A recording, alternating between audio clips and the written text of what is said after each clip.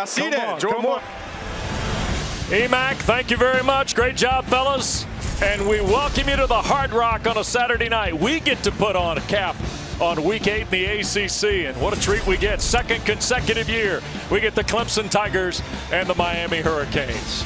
Welcome to ACC Network Primetime with Tim Hasselbeck, Wes Durham, Taylor Tannenbaum here in just a moment. It feels like Clemson, who lost their first 2 ACC games to Duke and to Florida State, and Miami, who's lost their first 2 ACC games, Georgia Tech and last Saturday to Chapel Hill. Feels like somebody's got to grab momentum tonight for the second half. There's no question about it. Definitely a fork in the road for both football teams. 2, I think, pretty evenly matched football teams as well.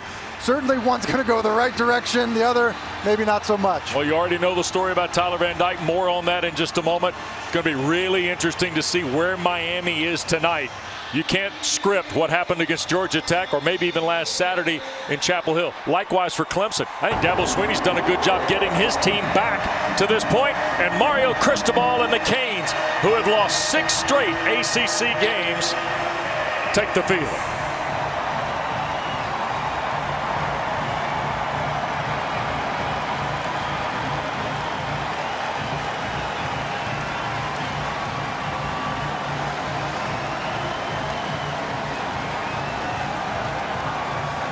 It's 6 of their last 9 at home and 5 straight ACC home games for Miami. But here is the pivot of the game, Tim. Miami defensively, or Clemson defensively, and where Miami is offensively. Yeah, we're looking at FBS ranks, Wes. This is all college football. Clemson is for real on the defensive side of the ball. And Miami, conversely, they've done a great job offensively. Turnovers, however, have started to get them a little bit recently. And the story of the night is the Miami quarterback. Tyler Van Dyke was scheduled here tonight to make his 25th career start. But Taylor, that's not happening.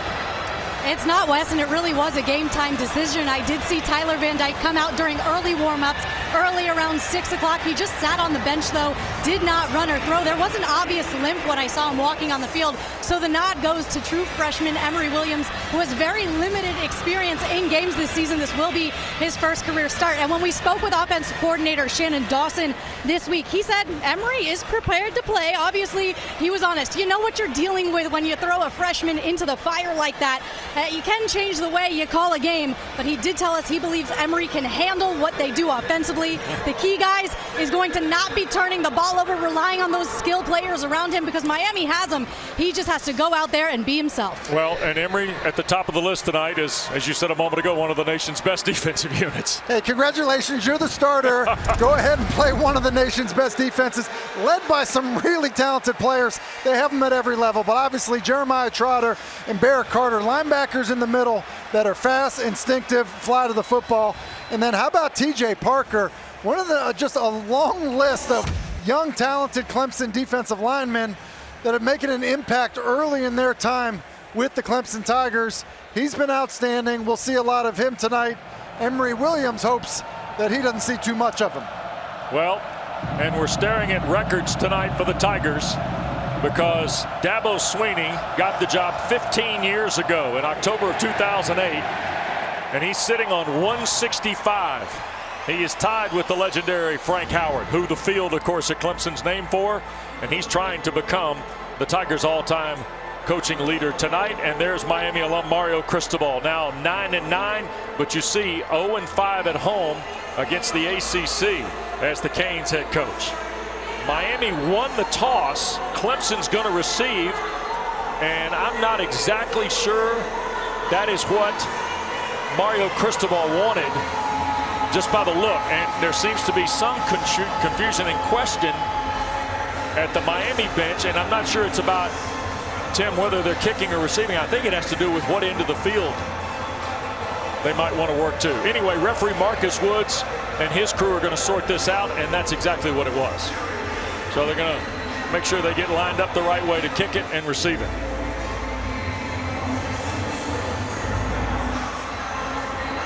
Clemson has won 4 straight and 5 of the last 6 against Miami.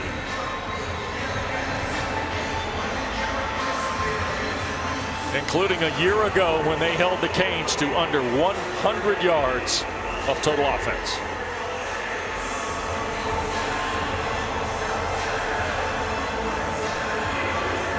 What a strange couple of weeks for the Canes, Tim. You know, you said it at the top, Wes. That feels somewhat like different directions for the team. We last saw them, they were 4-0. Obviously, the last two have had disappointing outcomes for this Miami football program. Andres Borregales will kick it away. Will Shipley is deep, averaging 20.3 on only 4 returns. And there will not be one here. So while we thought we were going to see the 25th start of Tyler Van Dyke's career, we are going to see the 8th start of Cade Klubnik's career here tonight. And Wes, you know, when you say it like that and you think, wow, just 8th start, feels like he's played a lot of college football for this just being his 8th start, but it's a good reminder that he's a young quarterback. You look at last week, obviously, he's 131 yards passing the football. They've struggled to get big plays. I think one of the things they want more out of Cade Klubnik is using his legs to get big plays that way for this Clemson offense. Miami defense is pretty good as well. Klubnik on first down wants to throw, wants to take the shot for Bo Collins over the shoulder, and then it's banged out of there. Jaden Davis, the Oklahoma transfer, raked it out of Bo Collins on what would have been about a 25, 30-yard throw on first down. Yeah, and it's a perfect throw by Cade Klubnik. And it's hard to do this. Very first play of the game, throw a fade route and drop it perfectly to Bo Collins. It's just a nice job of Jaden Davis. Kind of at the moment of truth, you see Collins has it, just continuing to force and rake at the football. Smart play by Davis, 2nd and 10 early for the Tigers. Here's Klubnik, and Shipley can't go anywhere because Kiko Mawanoa, the older brother of the talented freshman right tackle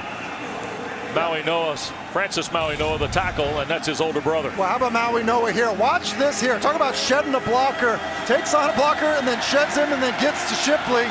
That's really well done. Mawanoa's been a good player. Really done a nice job solidifying the middle of this Miami defense.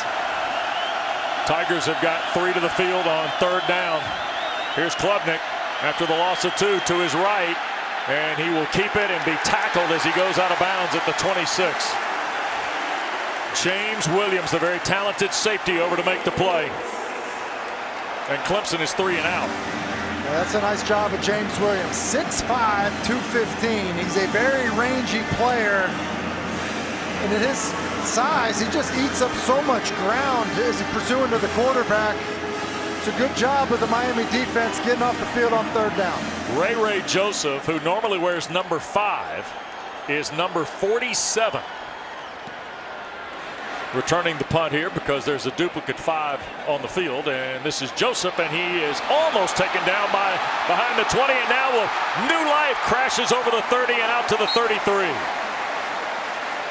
Terrific return, 14 yards of a 54-yard punt by Aiden Swanson.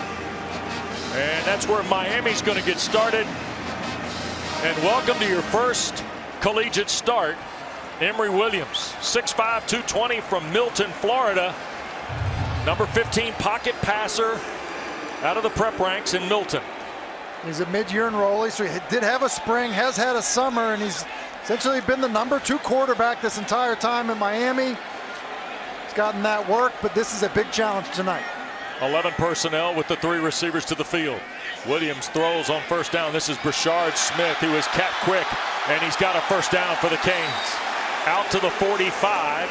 It's a 12-yard throw. Nate Wiggins, who's back in the Clemson lineup after missing the last 2 games. And what a smart call by Shannon Dawson, Wes. Go ahead, throw the wide receiver screen and do it to somebody that's been really good on special teams, somebody that's been kind of an electric, explosive player. Get your quarterback a completion, not just a completion, one that goes for a first down. So here's Williams on a first down, and Miami going 2 by 2 here.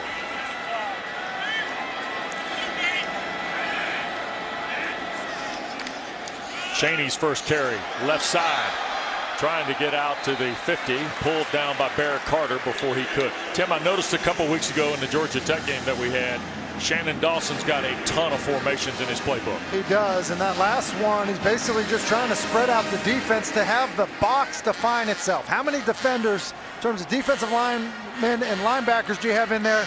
Do they give us a clean run look? I think doing that, maybe we'll see more of it because it helps clean things up for the quarterback in terms of decisions you make in the run game. Chaney stays in. Here's the second down play. And they're going to hit the reverse, and this is Tyler Harrell turning the corner. He'll have the first down into Clemson territory. Taken out of the air by Jalen Phillips, and now a flag has come in as well in Tiger territory at the Clemson 44 here. Cam McCormick, the tight end, was over there. Personal foul. Illegal block below the waist. Offense number 55. 15-yard penalty. Second down. Now this is Matt Lee, the transfer center from UCF. You know, it's tricky. You see right here on the right side of the screen, I actually think he's just running and kind of loses his balance. And as he loses his balance, because he got up limping, I think maybe something bothered him and turns into a cut block, which used to be a legal play, no longer is for the big guys on the perimeter blocking on screens, reverses, things of that nature. So first penalty of the ball game negates a 7-yard run by Harrell. Now second down and 15. Williams, another quick throw. First catch of the night for Xavier Restrepo. And he'll pick up 4 on the play before he's taken down. That's R.J. Mickens. I think Shannon Dawson's doing a nice job here. Let's think what we've seen. You know, Rashard Smith's got a ton of speed. Go ahead and get him the football. Restrepo, who's a very reliable player, throw a receiver screen to him. Go ahead and you get an end around. Like, make it easy on your quarterback by giving it to some dependable guys you know that can make plays early in this game to get your freshman quarterback some confidence. There's the first-year offensive coordinator, spent the last 4 years at Houston with Dana Holgorsen, Shannon Dawson. 3rd and 11 now for the Canes on their opening drive. Clemson went 3 and out. And the timeout. Now, this is part of the game management and awareness piece. Remember last Saturday night in Durham, we talked about it with Henry Beelan. Early timeout here for Miami.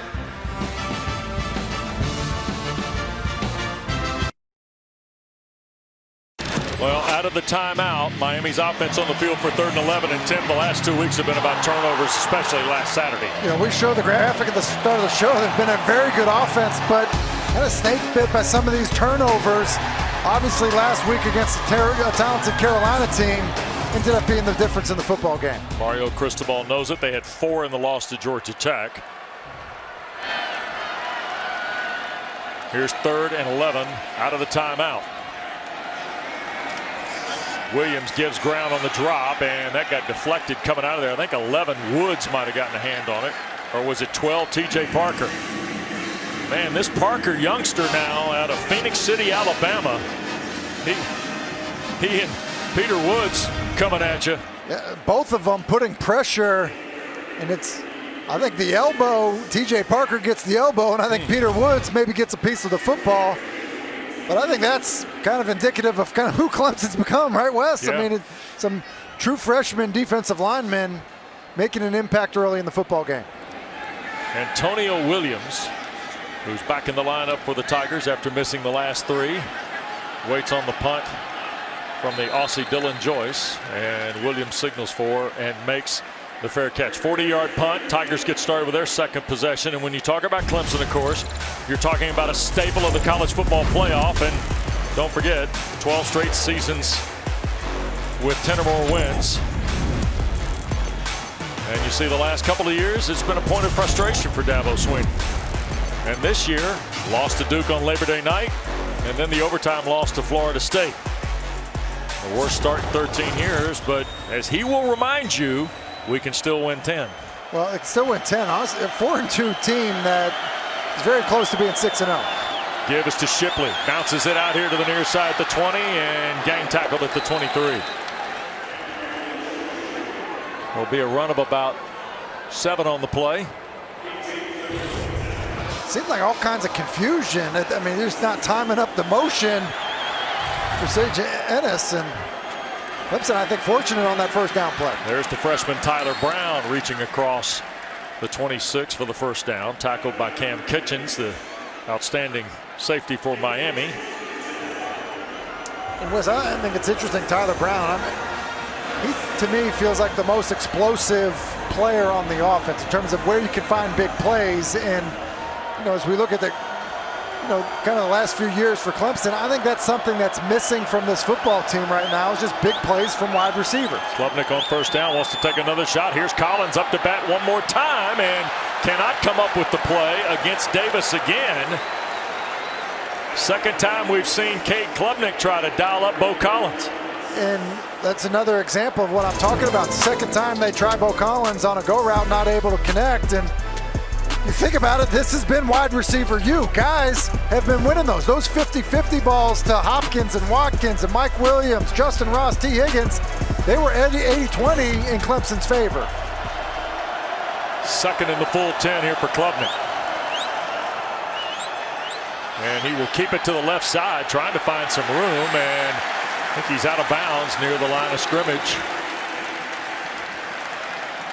And the Tigers nonetheless will have third and long here. Third and long, and now you find yourself in a situation where known passing situation, you're a little bit backed up. And I would think Lance Goodry maybe has some special stuff dialed up for this Garrett Riley-led offense of the Clemson Tigers. Clemson is 14 of 31 in their last two games on third down. They're 45% against the ACC, which is first, but 0 for 1 so far tonight, and staring 0 for 2 in the face. Klubnik again shoots it, caught, middle of the field. Adam Randall out of Myrtle Beach tried to break away, but Kitchens got enough to take him down.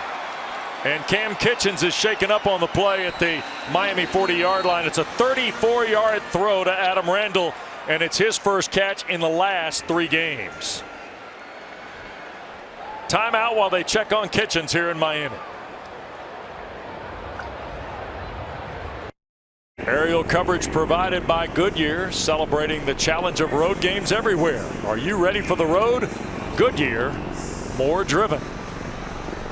And Cam Kitchens was able to make it off the field momentarily, and now is going to stay in the ball game, but it looked like a collision with Randall here trying to make the play. Yeah, just kind of shoestring tackle, if you will, and that cleat of Randall looked like it came up into the throat or chin area of Cam Kitchens, who's missed some time because of a concussion, but has obviously been an excellent player here for Miami. He did come off the field. So first and 10, Clemson. Longest catch of Randall's career, by the way, 34 yards.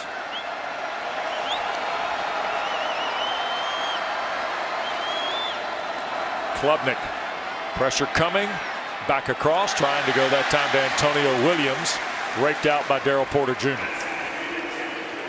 Well, Miami's bringing pressure, and it's really just kind of a drag slant combination, man coverage. It's a good job of delivering an accurate throw by Klubnik, which allows for run after the catch as Jaden Davis stumbles, and I think Miami's fortunate that Cam Kitchens was able to get Randall down. So second in the full 10 after the miss a moment ago. Klubnik has opened 2 of his first 5. And here is Shipley trying to find a seam, and Miami not having it. Basaint, the very talented sophomore at linebacker, makes the stop. Well, what's nice about that play by Basaint is he just runs it down from behind. Yeah. Just one of those things, trust what you see, chase it down. And they said what he kind of lacks in experience, he makes up for just by going 100% full speed all the time. Third down, full 10 for the Tigers.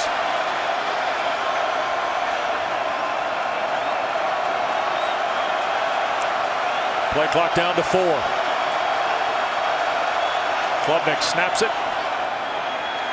Up in the pocket, going to tuck and run, and he will have the first down. There's a flag thrown at the Miami 24 here.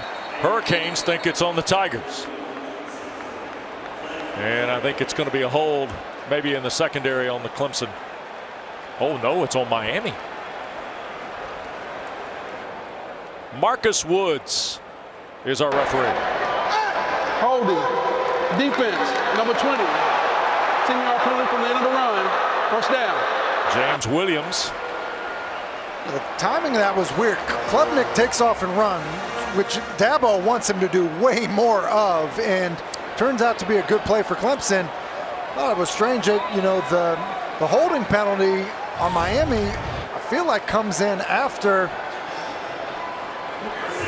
Klubnik has passed the line of scrimmage. I think we maybe are looking at maybe that conflict that happened there.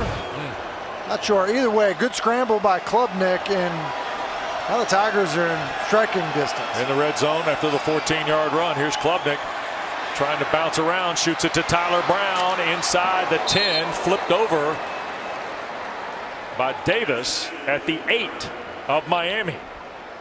Boy, this young freshman from Greenville has really come on the scene for Dabo Swinney. Yeah, and the play was actually not designed to go to him. Klubnik comes off of the shot down the field.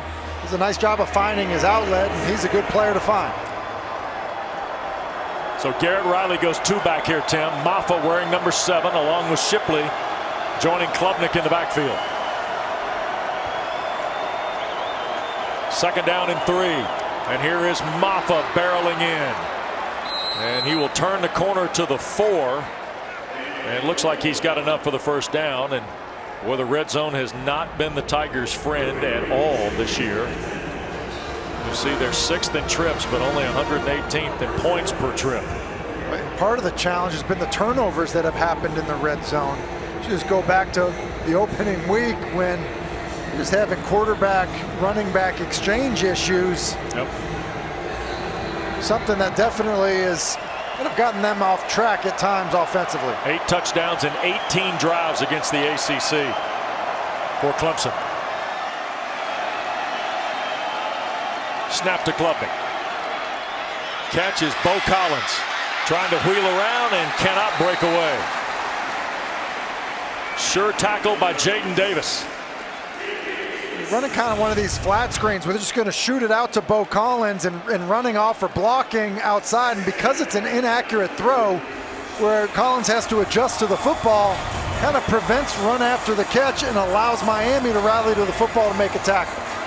They take Brenningstool, the tight end, with 18 catches out of the game and put 6'4" Sage Ennis in at one of the tight end spots. He's got a single catch on the year. 12th play of the drive for Clemson is 2nd and goal.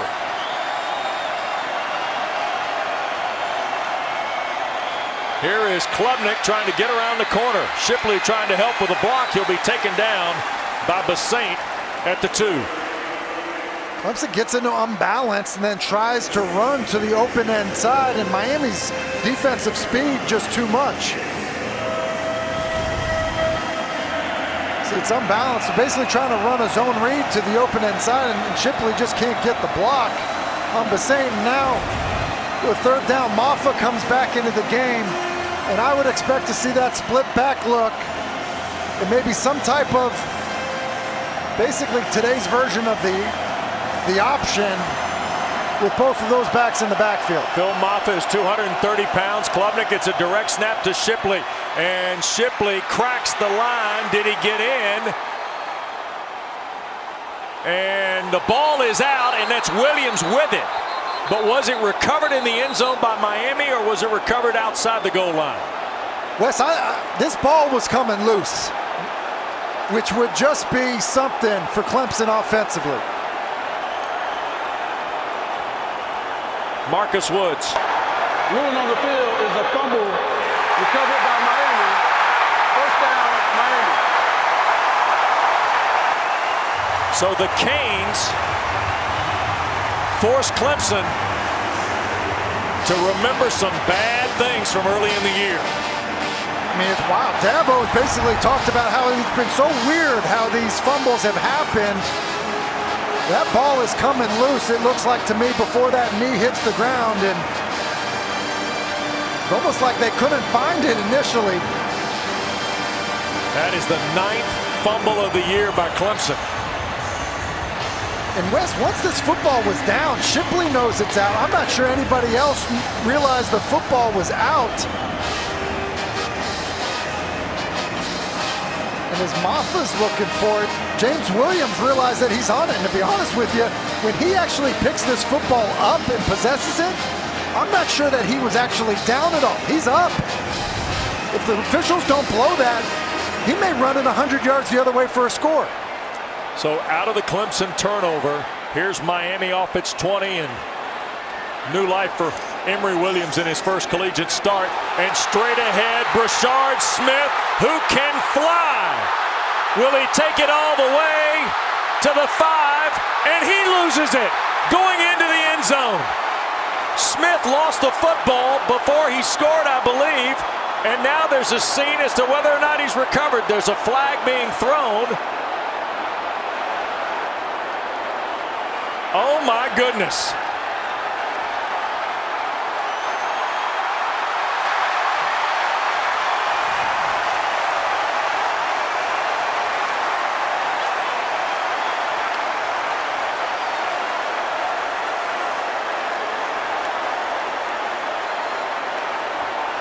Marcus Woods and his crew trying to sort this out. Brashard Smith, one of the fastest Hurricanes. The ruling on the field is a fumble, then recovered by Miami, result of play as a touchdown. Unbelievable. The play, unsportsmanlike conduct, defense.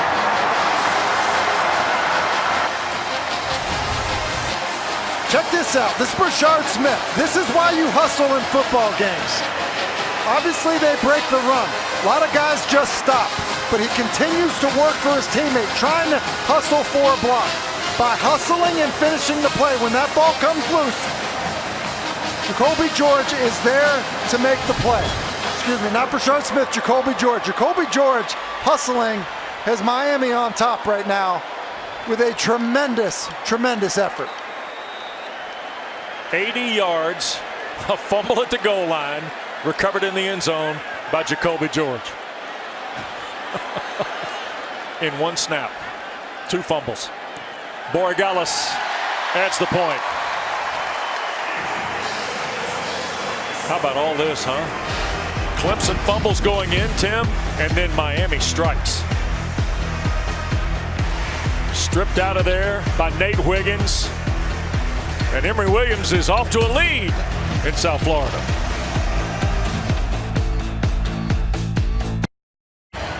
Well, Brashard Smith. Good job, Zero. Way to go, Zero. Got us to the house. Restrepo, the rest of the Canes celebrating Brashard Smith's 80-yard run. Stripped by Wiggins at the goal line, recovered in the end zone, as Tim told you, by Jacoby George. And Miami's up 7-0. And by the way, that was the first play after Shipley fumbled going in. And Williams recovered it. And he might have been able to run it all the way back to it. They're not blowing the whistle. If you didn't see it, you might not believe it happened. Shipley will field a short kick. Borregales at the 19.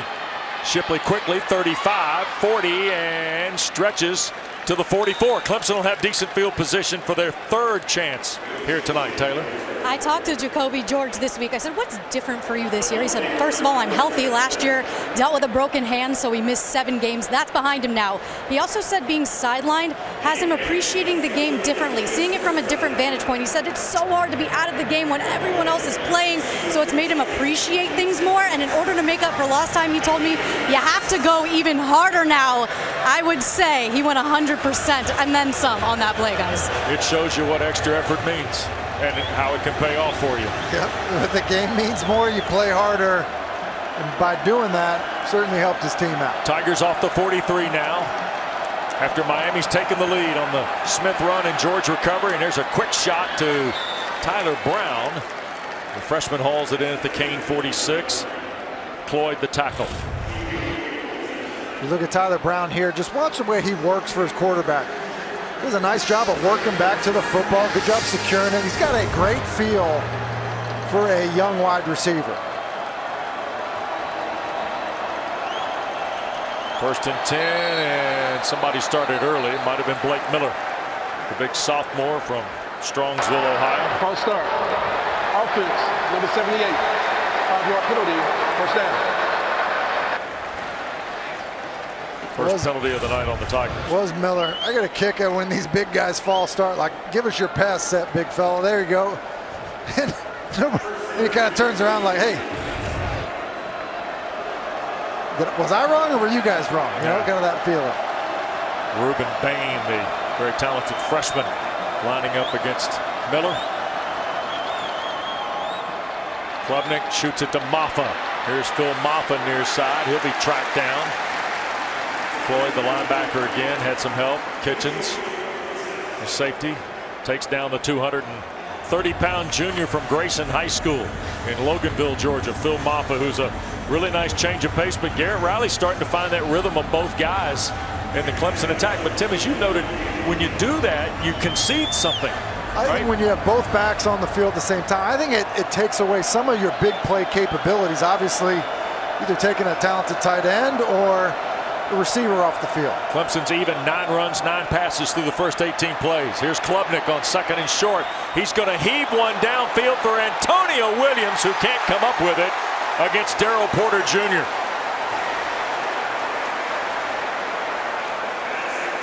Well, Klubnik moving, I think, is going to create some good opportunities for Clemson offensively.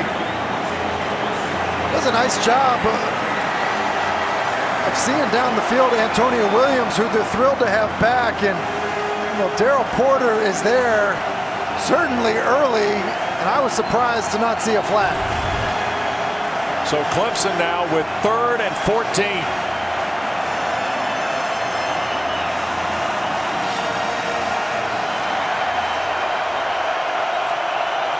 Miami brings 4. Klubnik with time. Brenningstool too high.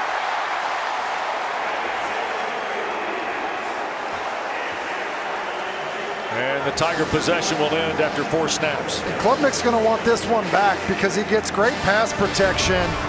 He's got his big tight end. Number 9, see him coming into his scope of vision. It's just the wrong throw. Ball out in front of him. Not only do you pick up the first down, but it's maybe a play down the field. And Brandon Spector showing some frustration as well. So the Tigers will punt it away. And Ray Joseph will wait on Aiden Swanson's punt. Flips it end over end. Joseph going to run out from under it, and the Tigers will try and collect. And looked like Mickens was down there to knock it down. And so Miami's going to start from its 10. Let's take a look at our New York Live Drive recap. Well, a fumble at one end and a fumble at the other end. Well, it didn't take long for it to happen. You're right. The fumble by Shipley in the end zone, and then just one play later, it's the speed to the end zone. Another fumble, but outstanding hustle by Jacoby George, which puts the Hurricanes on top. And what a wild start. Yep. A.J. Allen has checked into the ball game. You see Dabo Swinney still talking to Marcus Woods' crew here. The run, by the way, by Smith, Miami's longest running play of the year at 80 yards. And here is A.J. Allen. His carry of 2 yards. The Tigers have not allowed a run that long in 14 years. Well, when you think about Clemson's defense, they've been awesome on the defensive line. They've had really talented backers. They have a ton of speed in the secondary, so breaking off runs like that not typical against them. I would say Brashard Smith is a wide receiver with an in-between the tackles run, and you certainly saw his speed. Tight end and 3 receivers here for Emory Williams on the 2nd down play. One more give to Allen. He bumped into the tight end himself. That was Elijah Arroyo who collided with A.J. Allen. Now there's a lot of new in there, Tim. Well, a lot of new, and Matt Lee, I think, snaps this football early, and Emory Williams is fortunate just to hold on to it. On top of that, you've got a tight end coming in motion that was going to create a collision in the backfield with your own guy. And all of a sudden, 3rd and 9.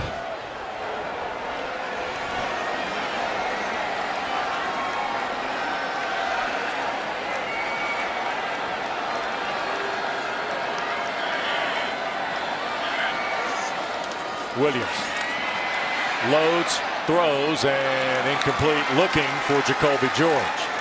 Covered over there by Toriano Pride, the sophomore from East St. Louis.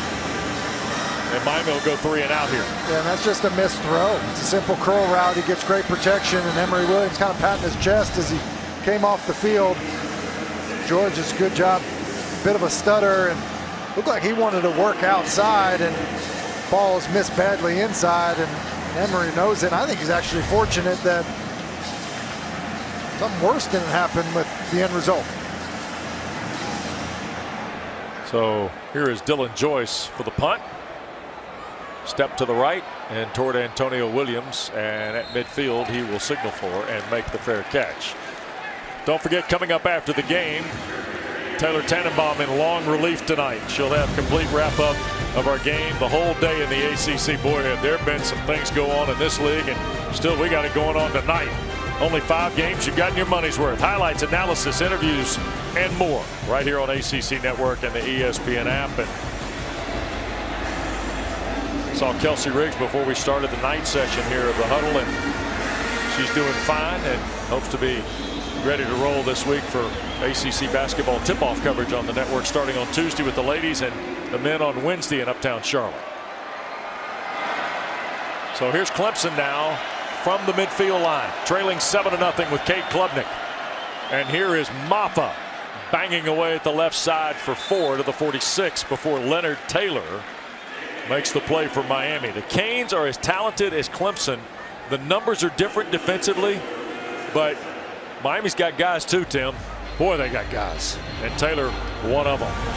Quarter in the books, 7-0 Miami. Heading into the second quarter, Coach, I know you've been preaching turnovers, an unfortunate one there in the first quarter. What more can your offense do to get some rhythm going? Hang on the ball. I mean, we can't have a better drive than what we had right there. So it's just, you know, your best players have to play well. We got to finish. Simple as that. I mean, it's a great drive. We've had plenty there. We just missed a few plays, and then they made one play where we didn't fit it up right and make the tackle. So long game ago. We got to settle in and we got to find a way to overcome it. Thank you, Coach. Yep. Tigers, second down and 6. The Miami 46 as we start quarter 2. And that's Brenningstool's first catch of the night. Keeps his feet, rounds to the far side, and tried to hurdle James Williams at 6'5". Brenningstool is a player, Wes. I think they got to get involved a little bit more. You see his athleticism. It's also a great play by Klubnik, making that throw on the shallow cross under pressure. Here's Garrett Riley trying to tempo the Canes a little bit. Chip Lindsey had some success with this last Saturday in Chapel Hill, and Klubnik going to keep it and sneak for about 5, 4 for sure to the 25. But let's take a look at Brenningstool again. Yeah, there's that first down play. Tyler Davis, in his face. You know, basically, you just get, looks like Williams in his face, and then it's Brenningstool at his size, which you're right. I guess if you're 6'6", hurdling a 6'5" guy is not that big of a deal. Yeah. A lot of stress in that deal. Second down and 6 after the Klubnik keep.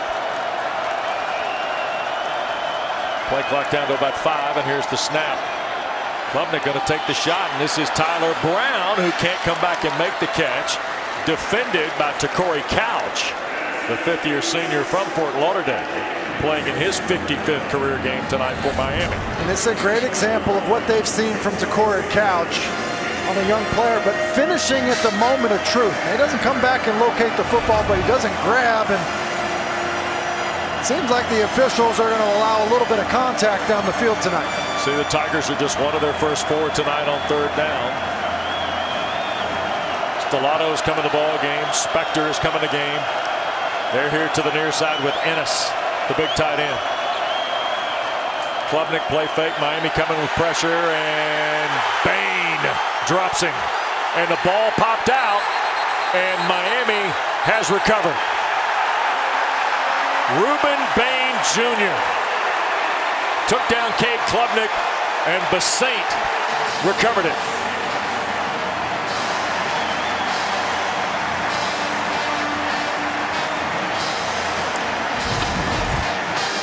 forces a second turnover here, Tim. When it's Ruben Bain, you said it, playing with a great motor.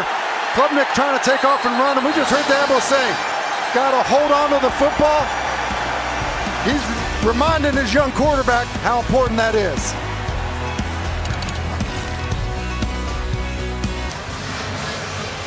Well, there's some brand names that are playing in the ACC this year, Tim. But there are some bright stars, some young stars, and this is one of them. 44, Ruben Bain Jr. is as good as advertised coming out of Miami Central. Well, he's certainly had some wow to his game, and it's early in his career here at the U. Canes from the 28. And another look here at the strip by Ruben Bain Jr. So there's Bain, 44 at the top of the screen, and just how about the power? That's something that coaches talked to us a lot about, was just his power for a young player. Said he's added 125 pounds to his bench press. He gets to Klubnik, gets the football out, and what a huge play in the red zone by the young freshman. Watch out, Brashard Smith in the backfield here with Emory Williams. He's the Miami starter tonight. Injury to Tyler Van Dyke. And there's a bang-bang play on a ball intended for Jacoby George, and Nate Wiggins going to be ticketed here. Pass interference. Defense, number 2. The ball is placed on the spot of a foul. Automatic first down. You did say that they were kind of letting them fight a little bit for the football tonight. I guess Wiggins just wanted to see where the line was. Well, you just heard Dabo say, hey, let's call it both ways. There's definitely been some early contact. This one, I think, is pretty clear, as Wiggins is running through Jacoby George on the slant and tries to time it up and ends up there a little early. Yep. You see Smith now headed back into the kind of the running back spot, and now all of a sudden, well, we got a chain issue, which brings the universal football discussion of how in today's age we still have the chains. Nonetheless, first down and 10. Ball at the 36 for Miami. Williams, hot shot. That's Colby Young the catch. He'll fall forward for a Miami first down. R.J. Mickens the tackle for Clemson on the 10-yard throw. And that's the best throw of the night by Emory Williams. You can see the talent. Really talented kid coming out of high school, and you see this ball gets on the face mask of Colby Young quickly, and Emory Williams definitely has the ability to spin it, and that one came out of his hands exactly the way he wanted it to. Came out of Milton, Florida, rated one of the top pocket passers a year ago in the prep ranks. Better than 2,000 yards and 21 touchdowns as a senior. Here he is again, and that banged right around and out of the hands of 25-year-old Cam McCormick from Bend, Oregon, who is in his 8th year of college football. Originally started as a true freshman in Oregon in 2016. Were you playing in 16? Beautiful world. A lot of people go to college for 8 years, Wes. Thank you, Senator Blutarski. Second down and 10.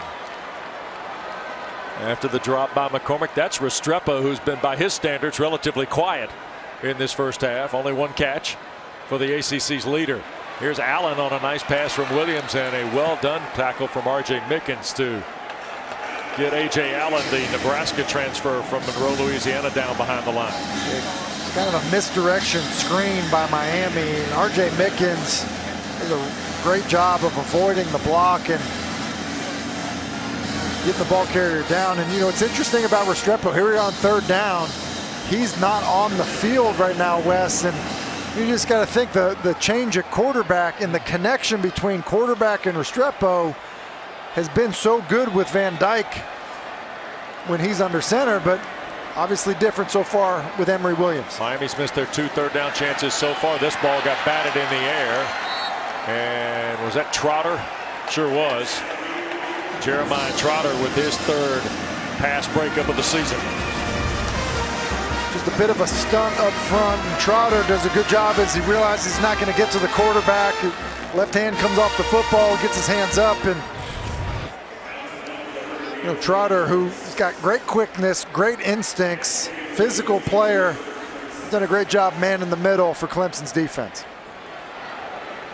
So 4th down and 11, and here is the punt from GWES.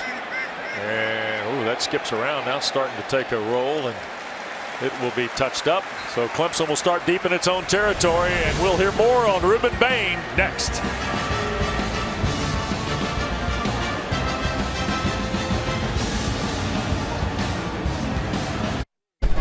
It is a family affair here at the University of Miami for you because your brother Reggie is on staff. What was it like growing up with him as your older brother? I seen him as a role model. I always try to follow in his steps. We never really crashed heads because he was so much older than me and I knew better. I still see him as that little dude that used to run up to me after my games. What's that been like having your brother on staff as you go through this? It's been good, especially when I first got here. He was always helping me out with some extra stuff after practice. It's just been funny to me because, like, during one-on-ones, he a guy that I used to have to tackle. If they listen to what I'm saying, then the offensive line will win. But if they hesitate, he get that advantage. Well, you see Ruben Bain got to Drake May last Saturday night. He's gotten to Cade Klubnik to force a fumble. Tigers backed up to their 10. Worst starting spot tonight for Clemson. Here's Klubnik. Slips it to Brenningstool. And around the corner goes the big tight end. But Taylor, looks like he had a nice visit with Ruben and Reggie. Too. And you guys, everybody has a Ruben Bain story coming in as a 5-star heralded recruit. Ask Cam Kinchins about him, and he said the first day of fall camp, everyone was exhausted, tired, jogging off the field. Then he heard something in the back corner at Green Tree, and it was Ruben Bain out there by himself hitting dummies after practice. He says he knows him from around Miami. He's always known he was a dog. He's going to be a dog here at Miami, and I say that was pretty much a dog play there, forcing that fumble on that last drive. Absolutely. Put another name on the list. Straight ahead, here is Shipley. Best run of the night. Will keeps his feet out to the 35-yard line of the Tigers. So Clemson has picked up right at about 25 in 2 snaps here, Tim. Kinchins and Corey Flagg to stop on a 17-yard run. Yeah, a couple of times here they've had good misdirection in the backfield, and that's a good finish to the run. And then Shipley did a nice job securing that football. These guys were coming in from behind him, and got up a little lame and took himself off the field. Maffa back in the ball game. Klubnik will hand to Big 7 in the white. And he kind of juggled it a little bit, but it's already been spotted for 2nd down.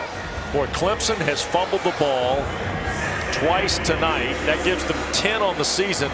10, they only had 12 all of last year. Yeah, and that's why you can see and hear the frustration from Dabo Swinney in terms of, hey, hold on to the football and we got a chance offensively. 2nd down and 8 for Klubnik. Back up in the pocket and caught. Antonio Williams into Miami territory. Covers it up tightly as he falls forward toward the 31. To Corey Couch, made the tackle of Williams. Good job of Klubnik. Good pocket presence here. He's climbing in the pocket, feels that pressure, is able to throw the football to Williams, on the climb. It's really well done. So Klubnik trying to find a little rhythm here. Now in trouble. Bain gives chase. Klubnik going to fire it, but did he get far enough back out of the tackle box here, Tim? I don't believe he does, Wes. I think they're trying to work a screen, and by working a screen, Klubnik's still in the pocket, but instead of throwing it at the feet of the back. Foul on the play. The quarterback got outside the pocket and the ball beyond the line of scrimmage. Yeah, I don't think there's any shot that he's outside of the pocket here. I think Clemson gets away with one. Ruben Bain again was all over him. So now Shipley has come back. He and Maffa both with Klubnik here for what is 2nd and the full 10.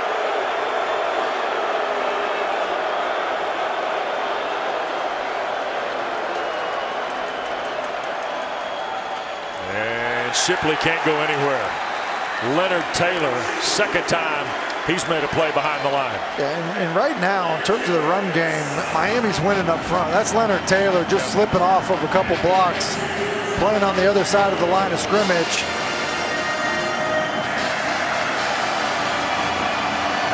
Garrett Riley takes Shipley off the field here for 3rd and pretty much 12. Klubnik's just 9 of 16 for 118 yards.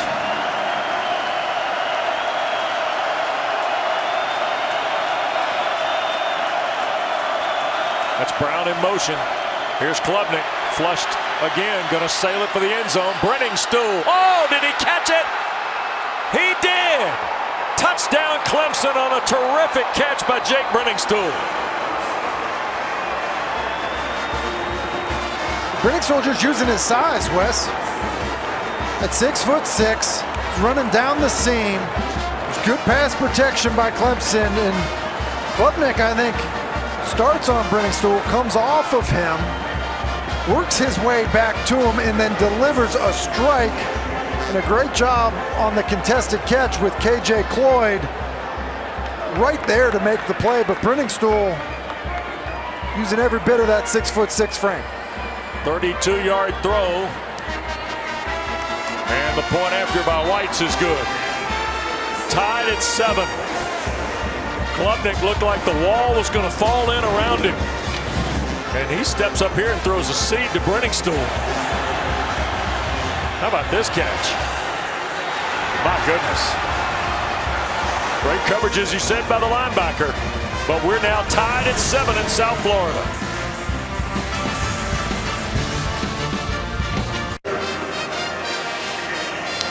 Tied at 7.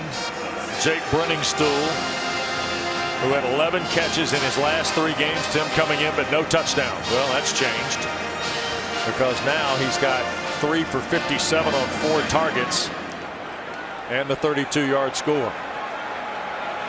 And here's Brashard Smith now on the kick return. Holding your breath if you're a Miami fan, because around the corner he goes. Out near the Tiger 40-yard line, a flag thrown in as Smith creased the Clemson bench.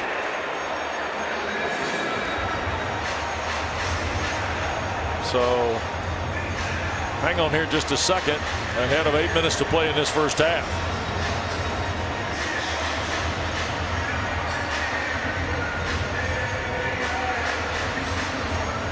And let's see what Marcus Woods and his crew have.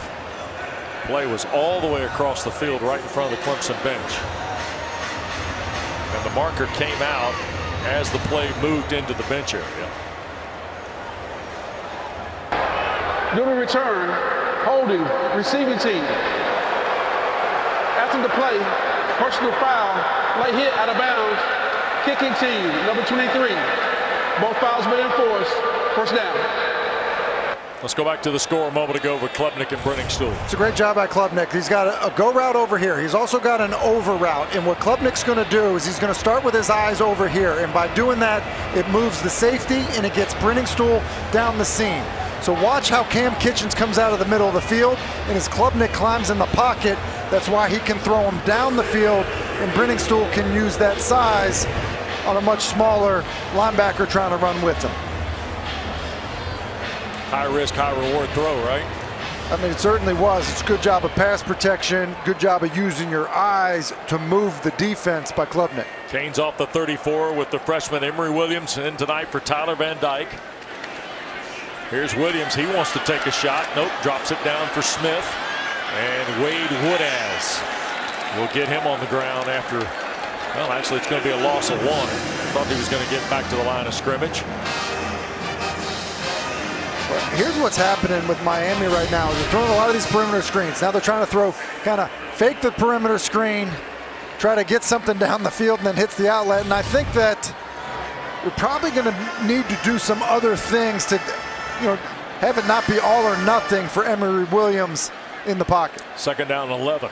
Loss of 1 on the Woodaz play. You see, that's Chaney out of the backfield. Another quick throw, and George cannot break away because that's Agent Zero. That's Barrett Carter, who I think also punished an offensive lineman along the way to making the play. Yeah, and this is what I'm talking about. Been so many of these just at the line of scrimmage screens. The guys they're not worried about people running past them. They want to play downhill, which is exactly what Barrett Carter does here. There are going to be some times where you just are going to have to throw the football down the field just to prove to Clemson that you're willing to do it with your true freshman quarterback. Carter's Matt Lee trying to help out could do nothing there. And let me say this, 3rd and 15 is probably not the time to do it. Early downs is when you would want to do it. Here is 3rd down. Williams looks, and this is Chaney, middle of the field, and Jeremiah Trotter with a shoe top tackle. And Miami will go quietly on 3 snaps. And let me say this, Wes, like, you get a couple boos coming in here, and it's like, man, that's a conservative call. Look, 3rd and 15 is not, when you're backed up, is not the time in a tie football game with a very good defense where you say, okay, hey, now we're going to see if the young guy can do it. But I do think that Shannon Dawson is going to have to, on early downs, give Emory Williams an opportunity to push the ball down the field. Dylan Joyce to punt it away to Antonio Williams here. And it's a wobbly kick to Williams right, and it hit a Miami player at the 30-yard line. And that's where Clemson will take over in a tie ball game. Don't forget the ACC's Committee for Racial and Social Justice, in conjunction with its member institutions, have identified this week as ACC Unity Week. Well, this is the 14th meeting all time between Clemson and Miami. They started this series early November 1945. 2 future College Hall of Fame coaches. Jack Harding took the Canes to a 9-1-1 season that year. They beat Holy Cross in the Orange Bowl. Frank Howard was in his 6th year. Clemson went 6-3-1, but lost 7-6 in the first meeting ever between these 2 schools. Here's Klubnik trying to get the quarterback draw cranked up. Jared Harrison Hunt playing inside technique makes the play. And it's just been a good job so far by this Miami defensive line. Harrison Hunt there. We've said Leonard Taylor's name. Chance Williams made a play. And obviously Ruben Bain has announced his arrival. Yep. Terrific first half for Bain. Miami's moved Jafari Harvey in at one of the defensive end spots. Here's a sling pass out to Williams. Antonio Williams first down and more. Boy, Dabo Swinney talked to us during the week, gang, about having Antonio Williams and Nate Wiggins back. And he thought Williams was close 2 weeks ago. The bye week solidified his return. And Wes, looks like Williams, after that play, is shaken up again, huh? Shaken up and hobbling off the field. Yep. So there definitely was some excitement in their voice having him back, wasn't there? No question. Stellato here to the boundary for the Tigers. You see Klubnik and Shipley, the battery, in the backfield on first down. Under pressure again. Klubnik eludes the rush, and there's nobody there this time. Mario Cristobal is hoping here for intentional grounding. It was Cloyd, the linebacker, who was bearing down on Klubnik. Intentional grounding, offense, number 2. Ball requested a spot on foul. Lost it down. 2nd down. Ball snapped on the left hash. So if this ball is thrown around the left hash, which it is, that pocket extends all the way out of the back of the end zone. He's in the pocket. There is not a receiver anywhere in sight. The officials get that one right. So now 2nd and a long way for Clemson. 2nd and a couple dozen.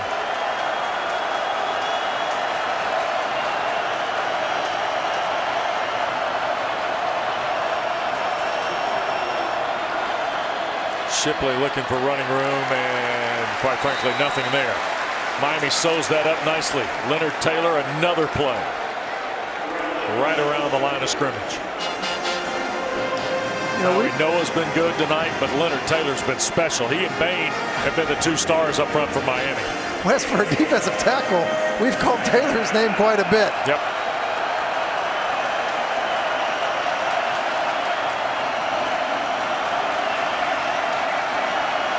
Under 4 to go, and it's 3rd and a while for Clemson.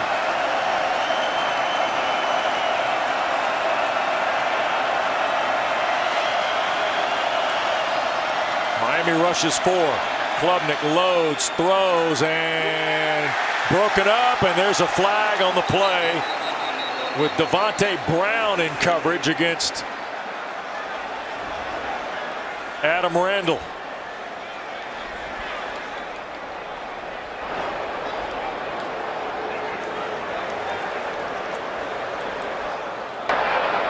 Pass interference. Defense. 15-yard penalty. Automatic. First down. So the Tigers are going to convert one on the penalty here. Pass interference foul was on number 7. And the UCF transfer, Brown. Brown's in great position. I think that grab that especially gets up to the face mask of Randall is the problem. And I think that, you know, so many times defensive backs, they get to that kind of moment of truth when the ball arrives and they panic. Brown's got great position, and on 3rd and forever, this feels like one that you have to have the discipline. Here's Klubnik on the keep on 1st down, trying to string this out, and he'll get back maybe to the line of scrimmage at midfield. Let's see. Nope, it'll actually be a yard back to the 49, I believe. Pushed out of bounds by James Williams. That's 5 penalties, by the way, on Miami tonight. 50 yards in this first half. I feel like Miami defensively has done a nice job on some of these quarterback runs with Klubnik. It was something they had concern about because of Klubnik's speed and just ability as a runner, but on the design runs, Miami's been up to the task. 2-by-2 look here. Quick throw for Brenningstool. Broken up by Couch. Corey Couch has been strong at the back end tonight in this first half for Cristobal's team. Well, and we were told, we talked to the Miami coaches a few weeks back, that Corey Couch, who's played a lot of football as a 5th-year player, has just been finishing more plays. He has the confidence to finish. We're talking about with Brown, not trusting his technique, but Couch does a great job there. Is able to get the football out. Force this 3rd and long, and now you let guys like Ruben Bain rush the passer. Jared Harrison Hunt to one side, Ruben Bain to the top of that defensive front for Miami. An early movement on Clemson.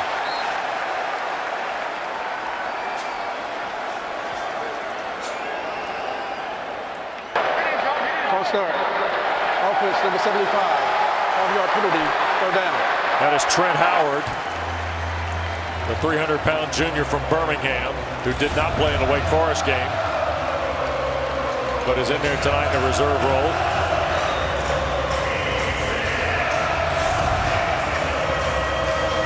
So now 3rd and 16 for Klubnik.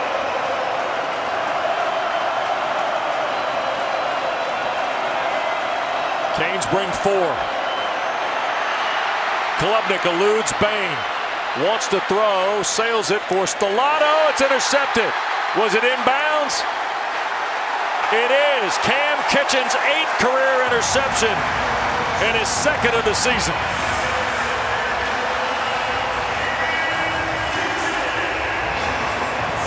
Third turnover for Clemson in the first half. Tie game, Miami the ball next. Aerial coverage from Miami Gardens tonight provided by Goodyear. Road tested and game ready. Are you ready for the road? Goodyear, more driven. With Tim Hasselback, Taylor Tannenbaum, Alex Farmatino, our producer, Bob Frateroli, our director, our terrific ACC Network crew. Russ Durham from Hard Rock tonight, 7-7. Miami with a chance maybe to double dip here, Tim. Last possession of the half, they'll get the ball to start the second half, and Restrepo's 2nd catch of the night will get him 3 yards. Nate Wiggins, the tackle. So there is our crowd getting ready for halftime. Good look at Eric McClain, E.J. Manuel, Taylor Tannenbaum. Will have to corral Eddie Royal and Coach Rick. They'll bring you all the information coming up to half. Man, Tannenbaum earning her keep tonight, Tim. I mean, Tyler Van Dyke's, out tonight, playing through injury. We lose Kelsey. Yeah, lose Kelsey. A little voice injury, not injury, but not having a voice. And, so we need people to step up. There you go. That's it. That's right. Back home. Home game for Taylor. Back here in South Florida. Technically a home game for E.J. Manuel, too. Yeah, it just doesn't. You can't identify EJ with the U, can you? Can you do that? No, he just lives down there. I know. It sounds funny, doesn't it? There's Tyler Van Dyke, who is not able to go tonight. Lower body injury, we think. Miami does not discuss injuries. Canes will scrimmage here, 2nd down. And 8 to go for Emory Williams, the freshman from Milton, Florida. And this is A.J. Allen. And he will get the first down to the 36. Clock continues to move on the 9-yard run. Allen, by the way, had 2 touchdowns and almost 200 yards rushing in Lincoln last year for the Cornhuskers, and then has had 5 carries in the last 2 ball games here in his first season in Miami, originally from Monroe, Louisiana. In West, this is where I feel like you need to try to push the ball down the field just to prove that you will do it. In early down, first or second down, take some type of shot. They're going to hand to Allen. He'll break away from the first would-be tackler and skip to the 42. Makuba. The nickel makes the stop for Miami. And a timeout taken by Clemson. And at the half, they're going to add 3 more legends to the ring of honor here for the University of Miami. And if you don't know who that is, you're just not knowing what football is. That's Jimmy Johnson. And he will go in with Chuck Foreman, the great, people may remember, Minnesota Viking star from the 70s, right? And Dennis Erickson is also here. Miami announcing officially yesterday they'll be added to the Ring of Honor tonight at halftime. And congratulations to Jimmy and to the others as well. And obviously some players coming to support. It's Vinny Testaverde standing behind Jimmy Johnson there.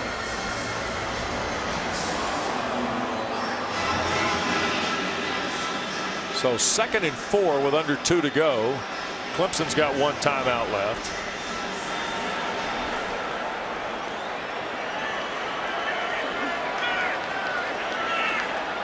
Miami has 2.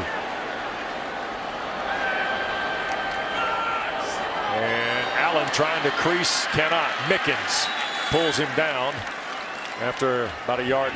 There's Coach Dennis Erickson, of course. Another guy that won national titles here at Miami. Obviously Miami's current head coach, Mario Cristobal, played for Dennis Erickson. And obviously a track of coaches that have come through this program that have had tremendous success. I mean, you look at the names already up here, right? First of all, I couldn't believe that Jimmy Johnson wasn't already in the Ring of Honor. Dennis Erickson, for that matter, or Chuck Foreman. It is a who's who here at the University of Miami. 3rd down and 2, and did Mario Cristobal get the timeout called? He did. How about this? How'd you do, Jimmy? 52-9, won a title. And then, Coach, how'd you do? Well, I followed Jimmy, and I went 63-9, and I won 2 national titles. And don't forget Howard Schnellenberger and the job he did, right, with Bernie Kosar to kind of bring him to the public light, Tim? That's a lot of wins and not many losses from 84 to 94. Isn't it? That's incredible. I mean, you just look at the names, the success here, and it's why the place is what the place is. And I think it's one of the reasons that Mario Cristobal's here. I think it's one of the reasons that the attachment to this program is as strong as it is from its former players. Certainly a sense of pride, Wes. There's no question about that, about what was accomplished during that span. So Miami's got 1 timeout left, as does Clemson. This is 3rd down and 2. And the throw, Restrepo, sure, out of bounds right at midfield, and a fresh set of downs for Miami here. And it's a great job of Restrepo just having good feel, quick out, got off coverage, and he's the guy you want to get the football to. And I think it will look different tonight, a more conservative approach with a true freshman quarterback playing. But Restrepo, who comes into the football game tonight with 47 catches, he's just so good, so QB friendly. He's got such a great feel for the game, and I think 3rd downs are exactly kind of where he can make his money. Miami has yet to scrimmage in plus territory. Here's Williams going to play fake. Pressure coming. Parker couldn't get there. That got batted down at the line of scrimmage. I think Woods, 11, might have gotten a hand on it. The young freshman from Alabaster, Alabama, on Emory Williams.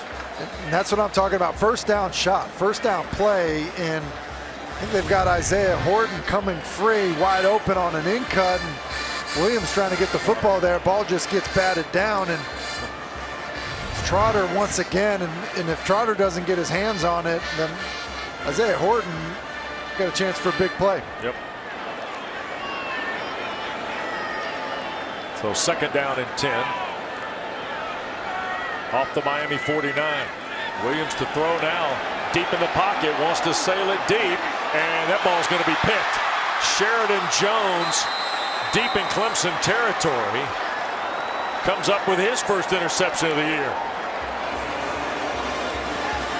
So they took the deep shot, and with 48 seconds left, Miami commits their first turnover of the night. Yeah, and this is a weird one. I think Jacoby George kind of sells his quarterback out here. He goes inside. You got to keep your angle. The ball's already thrown.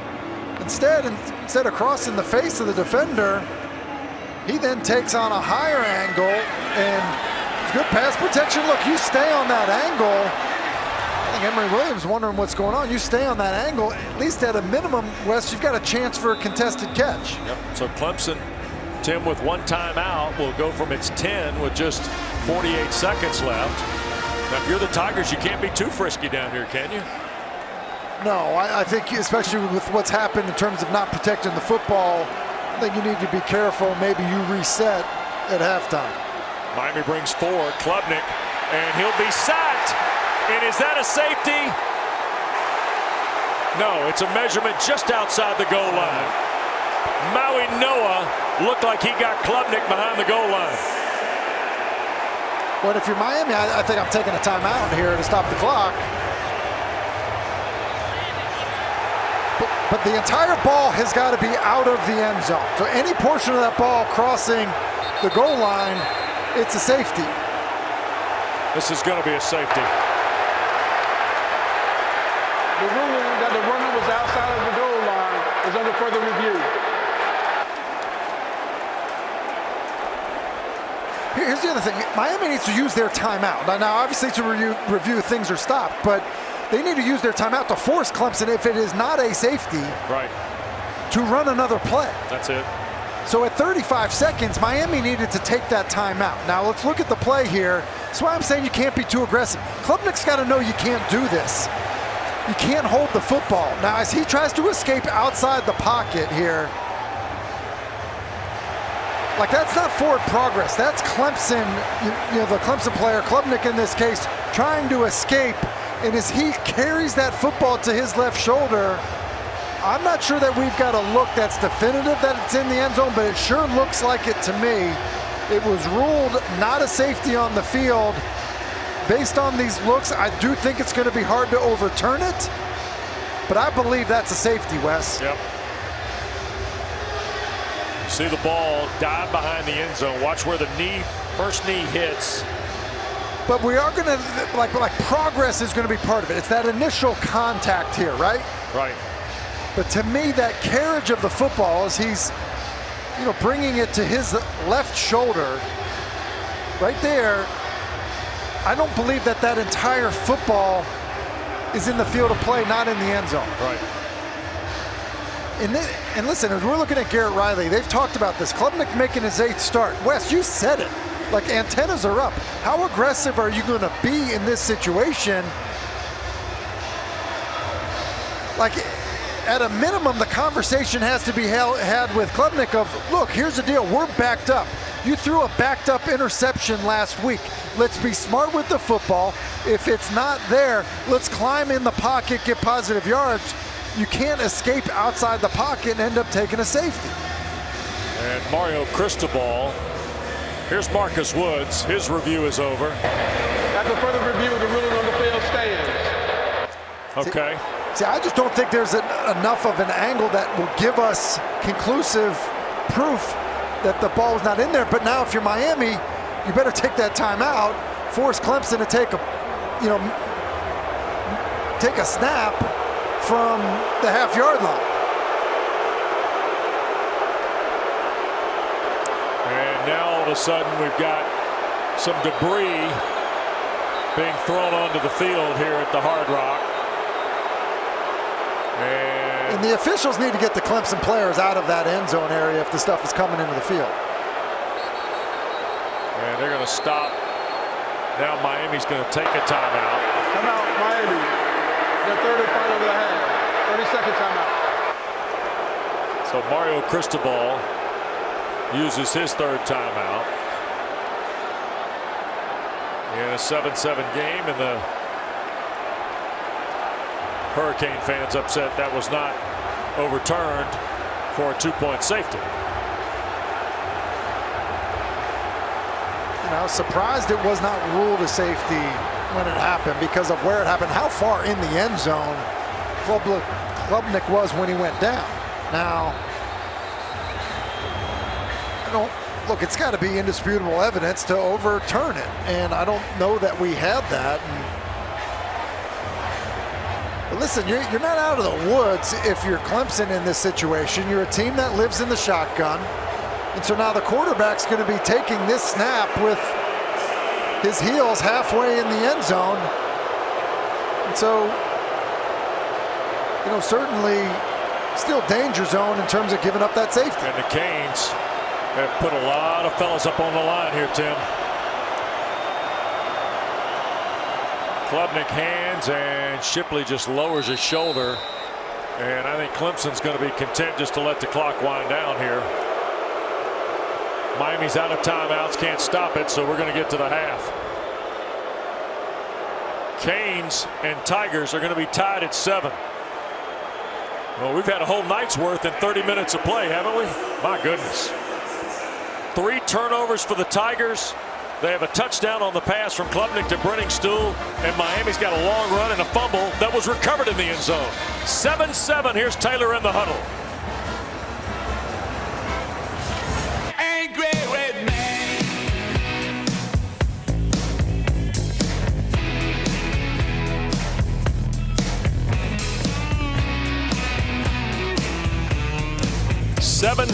We get ready to go to the second half. Mick and the boys bring us back to the Hard Rock on a Saturday night in South Florida on ACC Network Primetime. Clemson and Miami both have had big plays in the opening half, and we've seen it from all angles here tonight. With Tim Hasselbeck, West Durham, Taylor Tannenbaum will join us here in the second half. Well, Miami had a big play. Clemson had a big touchdown throw. Klubnik to Brenningstool. We've had a lot of mash 'em up football in between, Tim. We have. It's kind of probably played out the way we thought it would, Wes. 2 really good defenses, 2 offenses, especially with a change of quarterback for Miami, trying to find their way. And because of that, it's really been some odd plays that have been the distinguishing plays of this football game so far. So the Canes are going to have the ball to start the second half. Clemson, in some ways, is fortunate to be tied.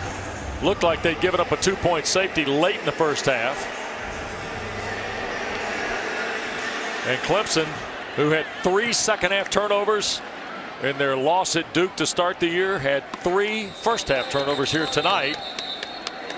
But it is a 7-7 game as we go to the third quarter, and Miami from its 25, and at the half, Dennis Erickson, the great Chuck Foreman, and Jimmy Johnson are inducted into the Ring of Honor by the University of Miami. And what a nice moment. Athletics Director Dan Radakovich on hand. And boy, Jimmy, those are college football luminaries. Those are like real people, heroes, right? Good reaction from the crowd for each of them. Obviously knew what was going on here tonight and did a good job supporting their former coaches. Ball at the 25, first down. And Brashard Smith, who's got the 80-yard run that set up Miami's touchdown. And here's why, because Smith fumbled it. It was knocked out of there by Wiggins, and then Jacoby George recovered it in the end zone. And you see Smith comes out. By the way, that was the longest run by Kane since DJ Dallas against Duke in 2018 when he went 83 yards. A much more mortal 2 on the first carry of the second half. A.J. Allen in the backfield. And here is Allen trying to get to the perimeter, and Maskell won't have it. Justin Maskell, who Dabo Swinney pointed out early in our visit this week, Tim, is a guy who sees the finality out there, and he's making the most of his final campaign with the Tigers. Yeah, he said he's had a great year. It's a good job of just setting the edge, and really wins against Cam McCormick, and by doing that, forces a 3rd and 10. And these are areas that I think have been a bit of a struggle for Miami tonight because they're trying to protect their young quarterback, and so on 3rd and 10, see them doing something conservative. So here's 3rd and the full 10. Tigers coming. Williams shoots it out there. It is caught. And Nate Wiggins is right there on the hit of Jacoby George. But will it be enough for a first down? I don't know. I don't believe it is, Wes. And that ball was left just inside, and thought there was going to be a chance for Wiggins to make a play on the football. I think a more accurate throw and receiver fall forward, you pick up the first down. Because he kind of stops him with the throw, just shy of making it. And Hamp Green is going to return the punt here for Clemson. We saw Antonio Williams leave the game late in that first half, Tim, for the Tigers. And here's Dylan Joyce, and boy, this is a low, wobbly end-over-end kick. And it will hit and stop right around the Tiger 18-yard line. Well, we've got history tonight in Chapel Hill. Virginia has posted its first top 10 road win. The Cavaliers beat Carolina 31-27 tonight in Chapel Hill. It's the first team to enter a game 1-5 or worse and beat an AP top 10 team on the road since 1961. That is a shocking score. It's also shocking. Carolina's defense was coming on, and to give up 31 to a 1-5 football team is a big surprise. Clemson off its 19.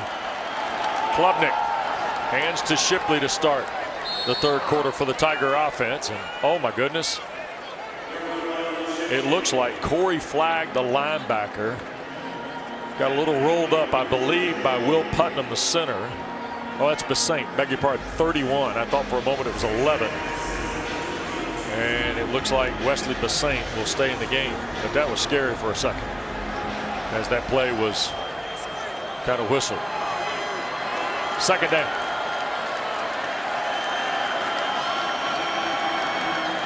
Klubnik to throw here.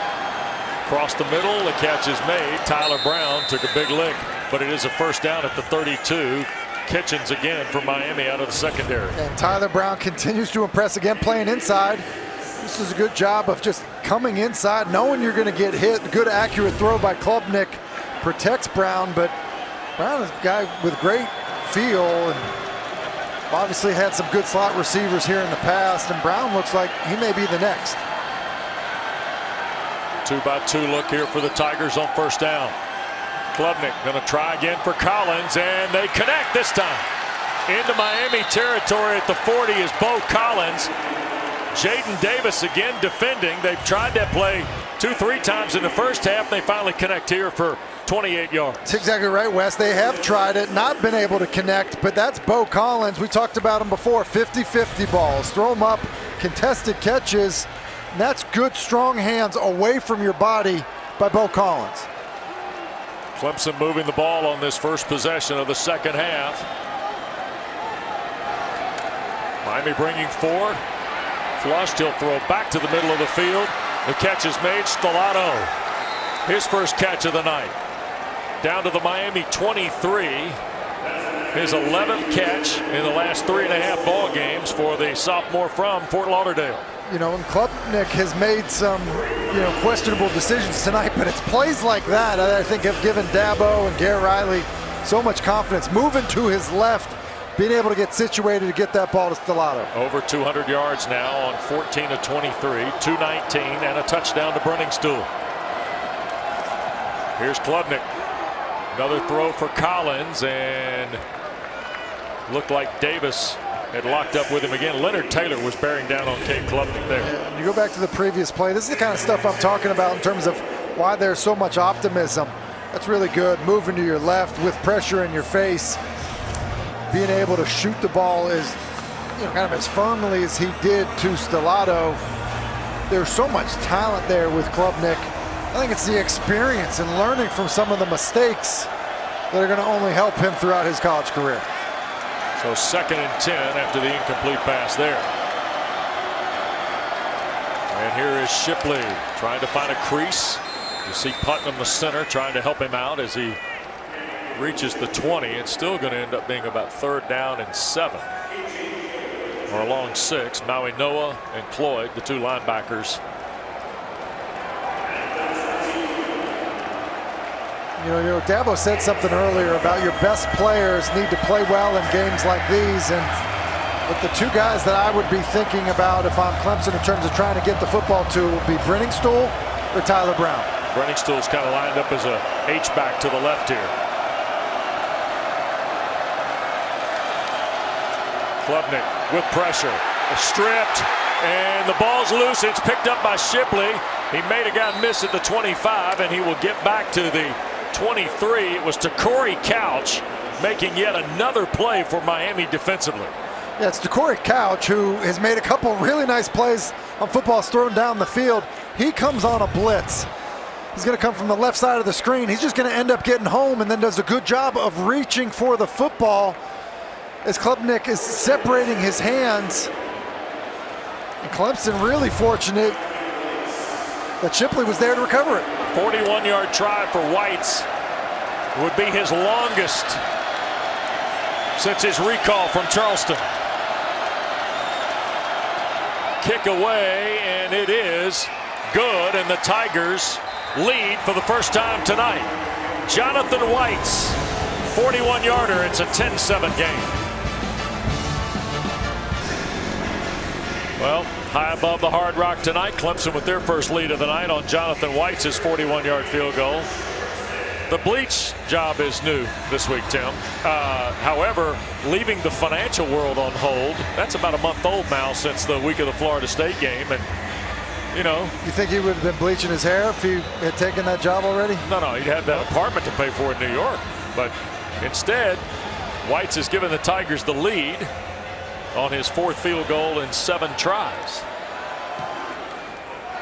It's a terrific story. One of the Sweeney boys told Dabo the Sunday after the Florida Atlantic game, well, you know, Jonathan Whites is just down in Charleston. And sure enough, kick out of bounds. Kicking team, number 38. Jonathan Whites runs out to pick up the tee. First down. As Clemson kicked it out of bounds, so Miami will start from its 35. Don't forget, we told you earlier, the ACC tip-off comes up Tuesday and Wednesday from uptown Charlotte. The ladies start the day at 8 a.m. Our coverage on ACC Network. And then Wednesday, the men start, same time. Interviews with all 30 head coaches and players from each team. 2 full days of hoop to get you ready for early November right here on ACC Network, and always available, of course, on the ESPN app. Miami from its 35, and Emory Williams drawing the start tonight with Tyler Van Dyke's injury. And he hands to Chaney, who rips the corner, and a first down. There's a flag down at the 35.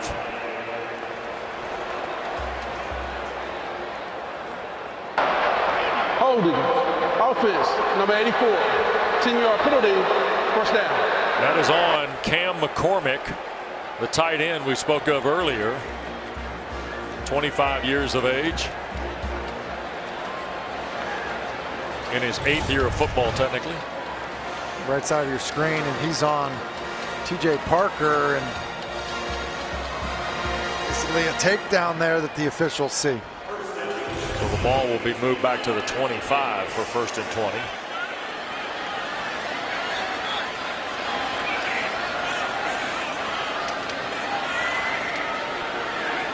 And Williams, quick shot for Smith, and Clemson misses a couple tackles there. Smith fights to the 36-yard line, so it'll be 2nd down and 9 after the tackle from Sheridan Jones, who had the first half interception of Emory Williams.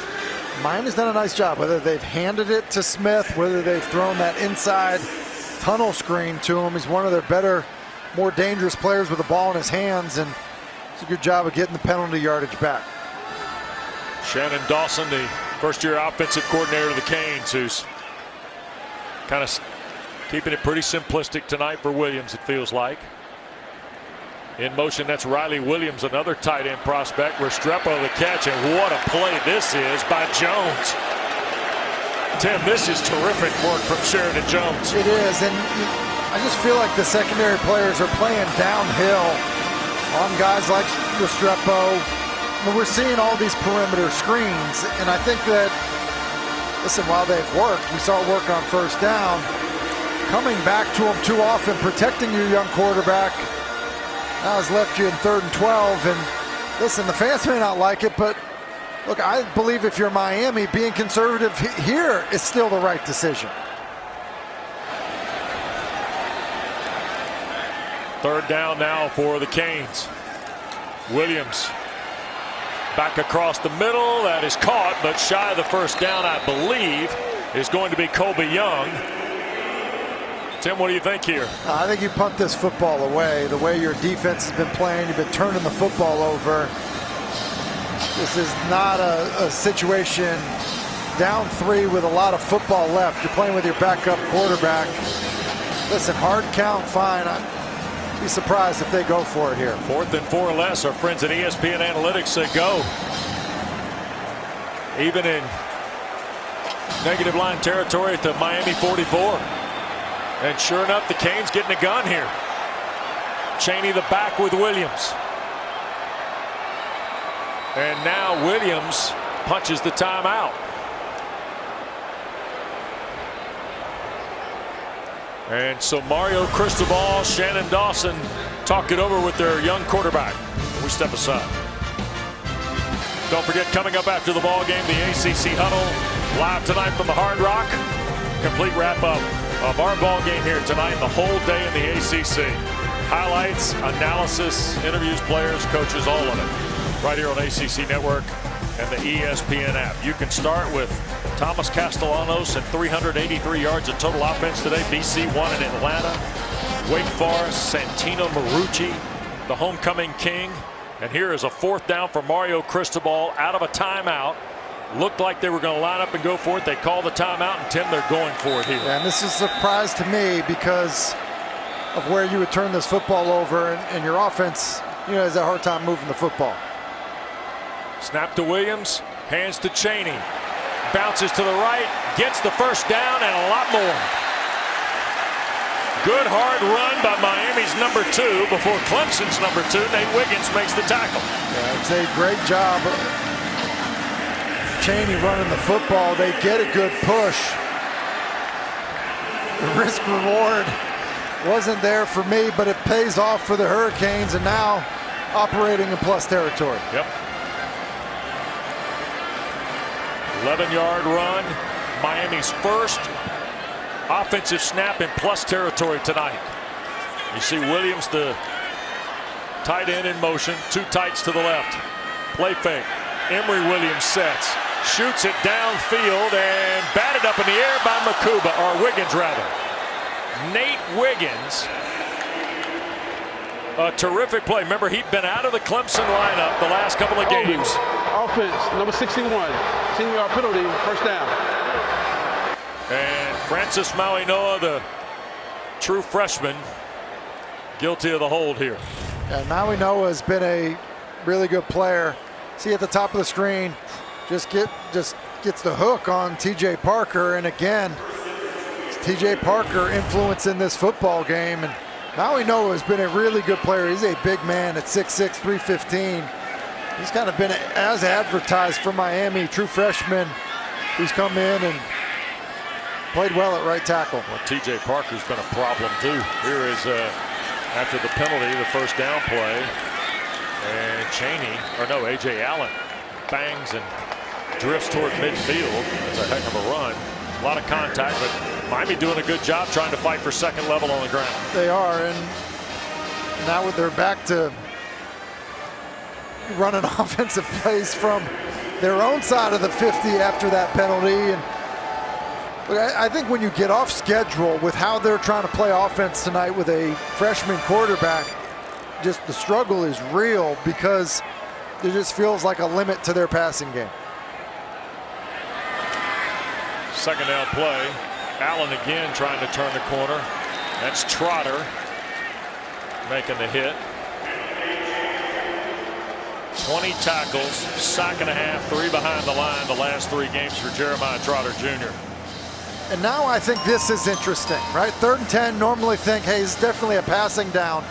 But I do believe you end up with a 4th and 5 or less, and you're kind of in no man's land on the 40-yard line. Maybe you're going for it. So this call from Shannon Dawson can be something where you're not trying to get the full 10. You're fine if you pick up 5 because it may be 4 down territory based on how you handled the last 4th down. Yep.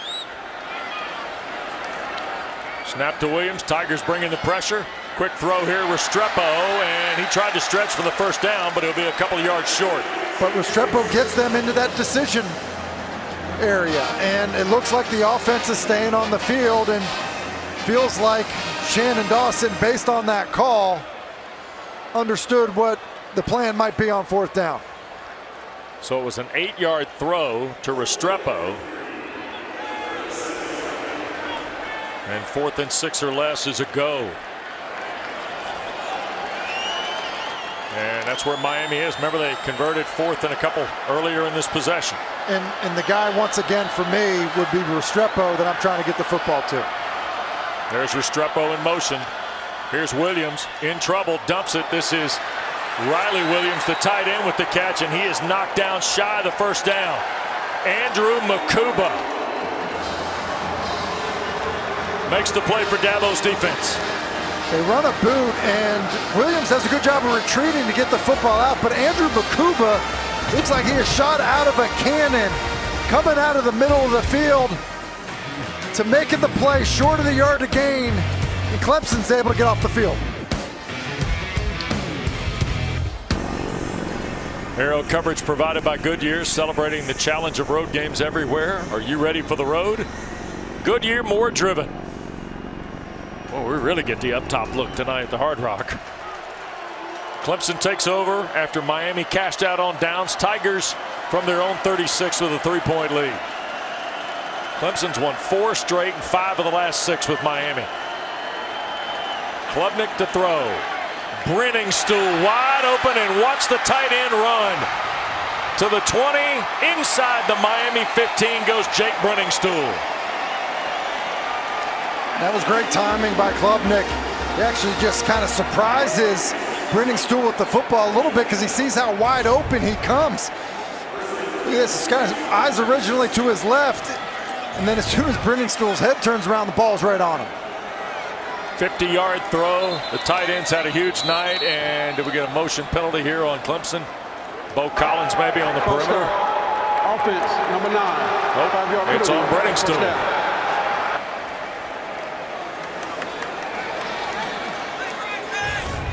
Here's Brenningstool. Basically, you're going to run here, and then he's coming underneath, and then the middle just opens big time, and then right away, ball. As soon as that head turns around, ball is right on him, and then you said it, Wes. Look at the big fella run, kind of eating up ground with those big strides. Just go back and think of the tight ends they've had in the decade, right? At Clemson. Career high 107 yards on 4 catches for Brenningstool. How about some more for it? In the side of the end zone, out of bounds. This was almost a terrific catch with James Williams at 6'5". The 2 big fellows locking up again. Yeah, they basically are faking a wide receiver screen, then they're shooting Brenningstool up the seam, and again, some early contact, but I think that's a catch, Wes. I mean, I see a foot down originally, but the knee is definitely down. And ruling on the field is an incomplete pass. The previous play is under further review. And they're going to see what you've seen here. Well, you know, it's the far corner from where we are. So I saw it live. I thought they ruled it incomplete because the ball hit the ground, but he secures that catch. And I originally think maybe the ball's originally moving there, but now that left knee hits the ground before those feet hit out of bounds. And everybody here in the stadium also gets a video replay review. He's got the football. That knee hits the ground before anything touches out of bounds. That's a touchdown, and the huddle of Clemson players that are on the field looking up at the video board feel the same way. Well, what a night for Brenningstool at this stands, Tim. And just see the ball as, you know, he goes to the ground. I mean, he secures that football the entire time. And see, he hits the ground, but he's holding on to that football all the way through. I don't think it is hitting the ground and moving, or really moving at all after that. I'll tell you what, we have had some high wire, big decision, yes, no plays, not just in this game, but all through this Saturday of ACC football. And this is just the latest. Just see this here. I don't think when his hands originally get on it that he catches it, but I think he's got it now. Now that he has it, left knee down before feet are out of bounds, and then he secures that. That's a touchdown. Marcus Woods with a long look here. And remember, not only do we have the replay folks here on site, but we also have the ACC Command Center in After Charlotte. further review, the ruling on field is a touchdown.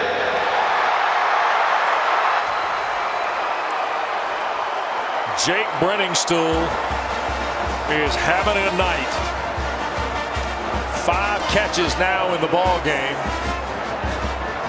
and his second touchdown. You know, a lot of times you're trying to get a 6'6" tight end to jump on a smaller defensive back. You said it, Wes, on 6'5" James Williams.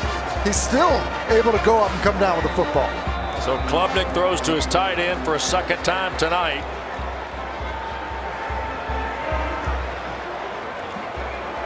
And Clemson with the Whites extra point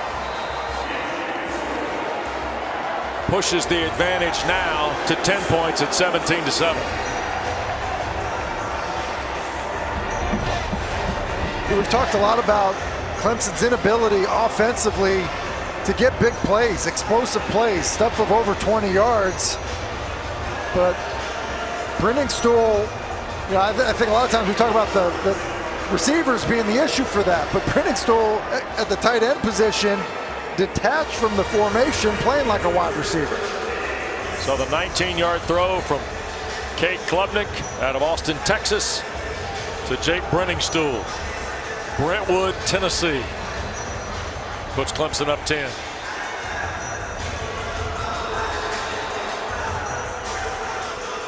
Robert Gunn will kick it away, and Brashard Smith is deep for Miami.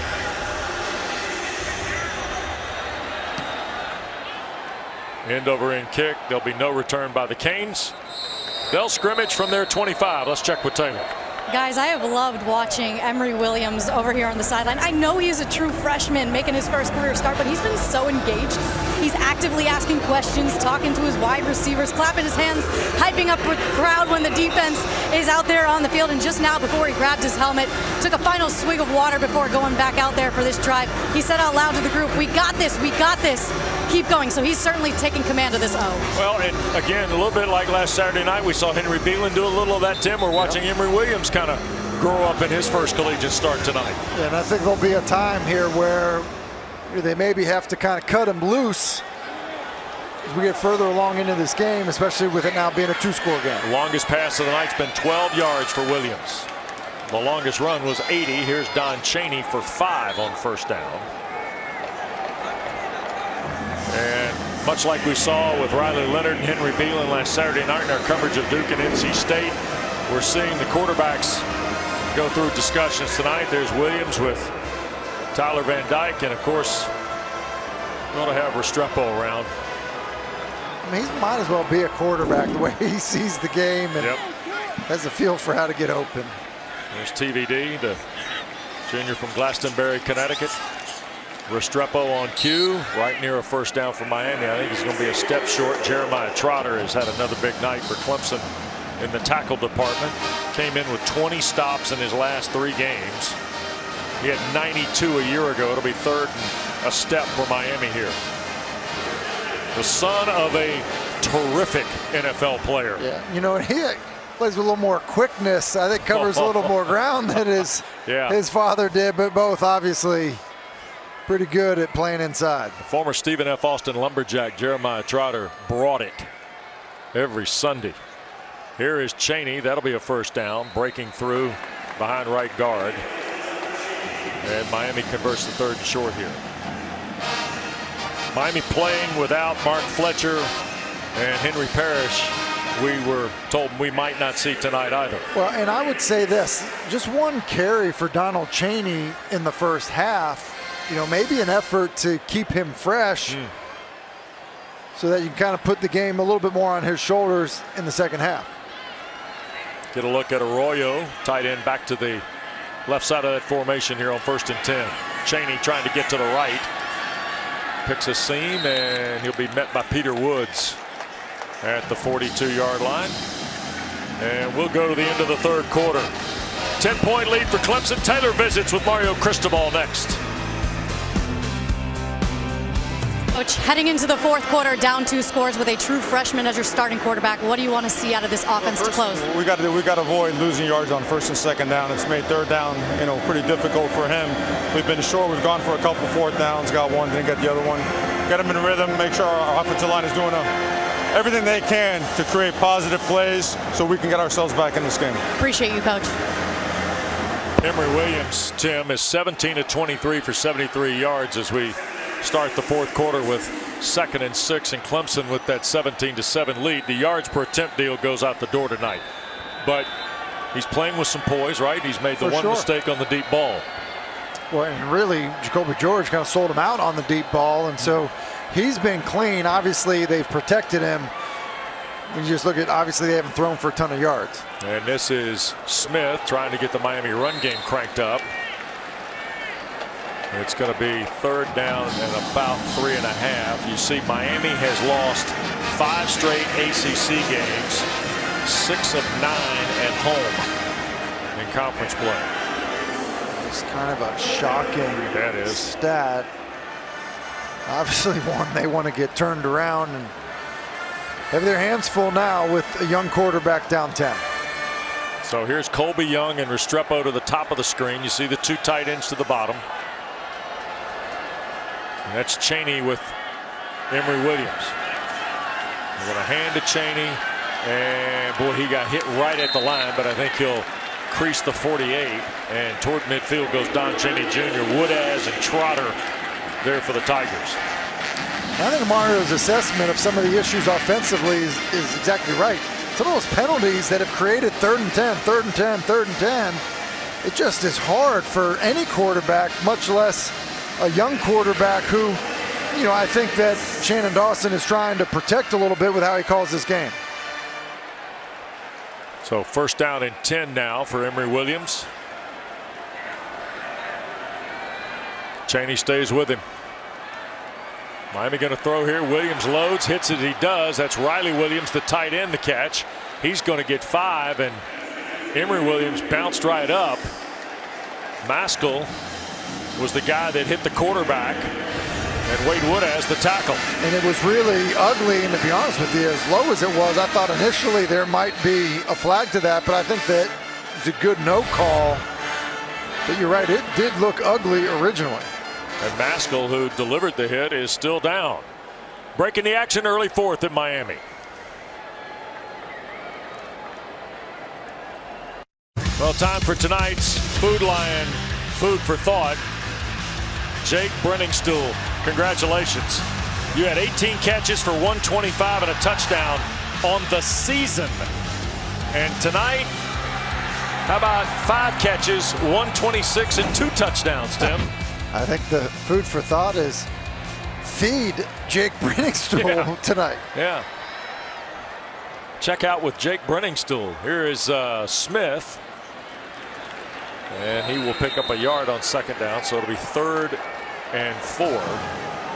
This young man from the Nashville area had 5 catches for 30 yards 2 weeks ago in the 5-point win against Wake Forest.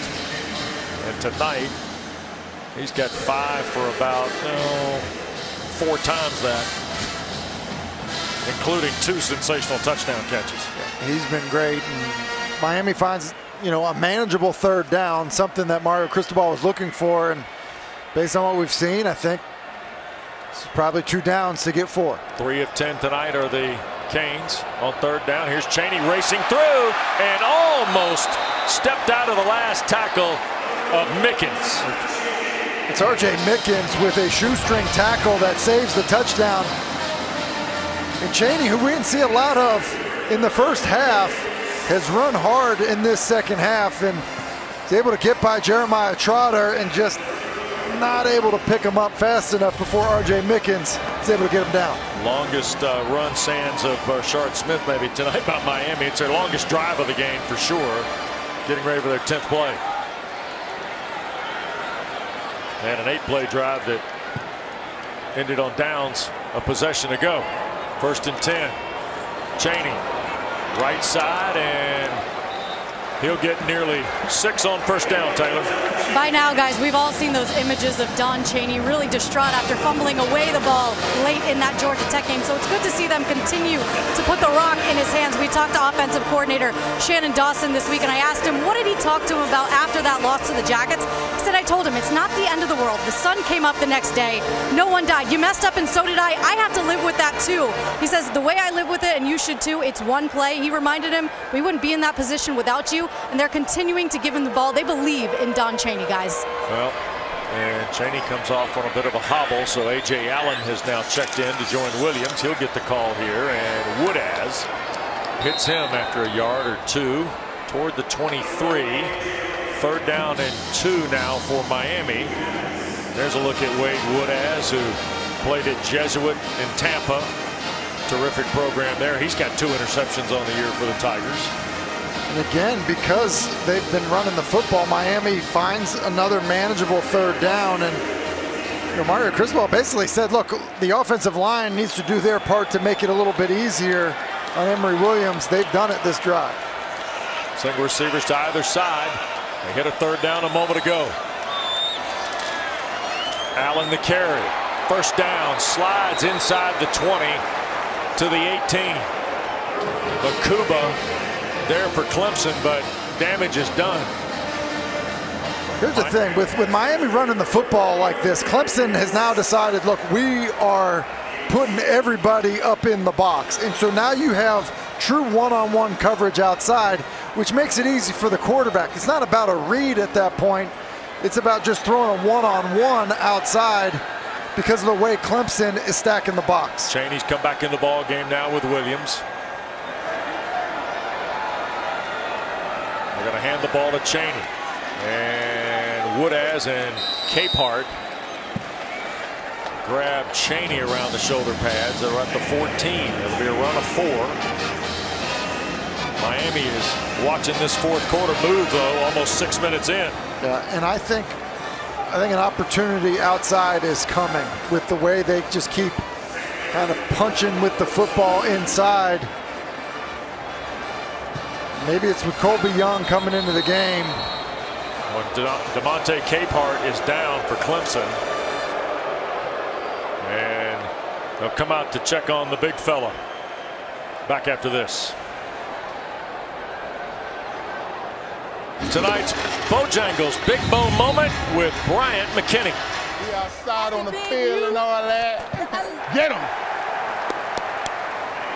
Turn around, get it. Did he catch that?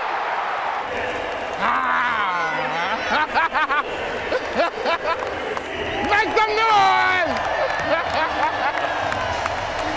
Thank you. McKinney will be inducted in December in the National Football Foundation College Football Hall of Fame in Las Vegas. Mark Richt, of course, former Miami head coach and, of course, successful tenure at Georgia. Paul Johnson, also at Georgia Tech, a part of an ACC friendly Hall of Fame induction class this year in Vegas. Very friendly. Good to see McKinney having fun out there as well. Terrific player at both the college and professional level. Here is Allen on the 2nd down play. Miami's been very conservative throwing, Tim. Pretty efficient running in this possession, picking up 3rd downs, getting 2, 3, 4 yards basically at every increment, it feels like. Yeah, I mean, basically all on the ground here, and it's led to some of these manageable 3rd downs. They've run the football, but it is, however, taking a lot of time off the clock. 15th play of the drive. They're well over 8 minutes. What do you like here? This is third down. You're in 2-down territory, no doubt. You are, but I think you're kicking the field goal here if you don't get this. Here's Williams. He's going to throw, looking left side, puts it up. Colby Young, touchdown Miami.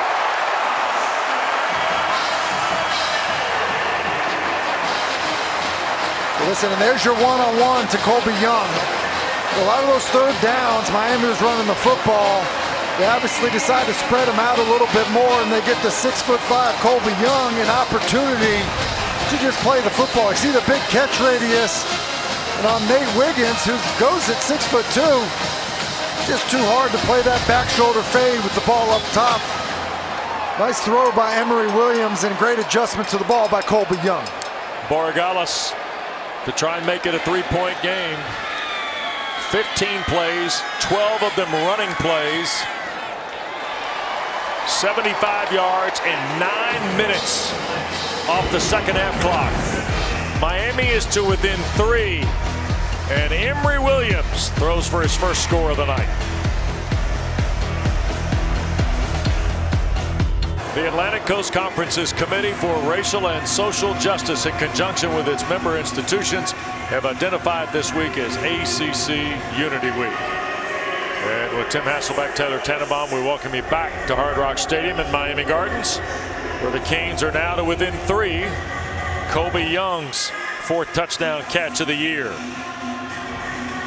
And his 3rd catch tonight has drawn the Canes to within a 17-14 count now with 8 minutes to play. But it took 9 minutes and 15 snaps for Miami to get to the end zone. And Shipley will let this kick hit the back of the end zone, and we'll check in with Taylor. Colby Young has had quite the football journey. He started his career at Lackawanna College at JUCO in Pennsylvania, so this is really only his 2nd year at the FBS level. I talked to Xavier Restrepo about the wide receiver, and he said, look, he's a freak of nature, has all the traits. 6'5", giant, super explosive, great hands. Also mentioned he's a great listener too, which is huge for a guy trying to grow his game. But where he's seen the most change in Colby is his confidence. He said last year it kind of felt like Colby was scared to make a wrong move, trying not to make mistakes. Now he is just playing, and guys, thanks to Colby Young, we got a game here in Miami Gardens. And a lot warmer than hometown Binghamton, New York for Colby Young. Here's Klubnik handing to Shipley. Will Shipley trying to find a runway and picks up 6 on first down. Nothing easy about that money for Will Shipley, Tim. No, but a good job of sifting your way through it by Shipley. And listen, much like Miami needed to stay on schedule, similar thing for Clemson here. And look, you're not in 4-minute offense mode, obviously, with 7.5 minutes left in this football game. But based on how Miami's operating on offense, you want to eat up as much of this clock as you can.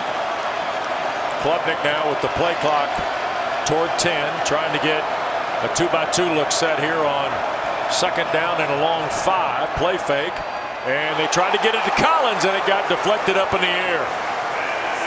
Corey Flagg banged it around, and that ball hung in the air here for just a second on a ball intended for Bo Collins. Well, it's a great job of diagnosing it by Corey Flagg, and he gets there to Collins, and now we got a 3rd down, and the crowd has come alive here at Hard Rock Stadium. And Clemson, who was first in the ACC in conference play on 3rd down, is just 3 of 9 tonight. 5 to snap it for Klubnik. They may have to burn the time out here. Got to 2, and they did. Dabo Swinney punches the timeout. His first here in the second half, and Garrett Riley, the offensive coordinator, of course, who was with Sonny Dykes the last 3 years, and Dallas and Fort Worth, respectively, at SMU, and certainly last year at TCU's run to the national championship game. They're going to have a go-over here, what they want to do, Tim. Well, certainly need to get this call right. This is a big one. And I think you're talking about, more players than plays in this situation, Wes, to be honest with you. And so for me, Brenning Stool's got to be somebody that you're trying to get the football to. Tyler Brown is the other one. He's been a little quiet, but he's done a good job of operating inside, and both of those guys are playing in the slot. Brenning Stool up top, Tyler Brown at the bottom of the screen in the slot. Crowd roaring here at Clemson. Canes bring 4. Klubnik throws and incomplete, no flag. Brenningstool was the intended receiver with Cloyd, the linebacker, in coverage. It's the right spot to go with the football. It's just not the right throw. Klubnik does a good job of reading the coverage. He's got Brenningstool running with KJ Cloyd running with him, much like the touchdown that we saw Brenningstool catch earlier.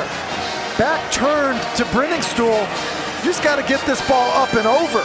He doesn't get it up and over, basically between the 2 and the 3 on Cloyd's back. But if that ball is high to the 6'6" tight end, it's probably a conversion. Swanson to punt it away, does, toward the Miami bench. It'll hit around the 40-yard line and then carry him out of bounds. The Hurricane bench is litigating, and that's where it's measured.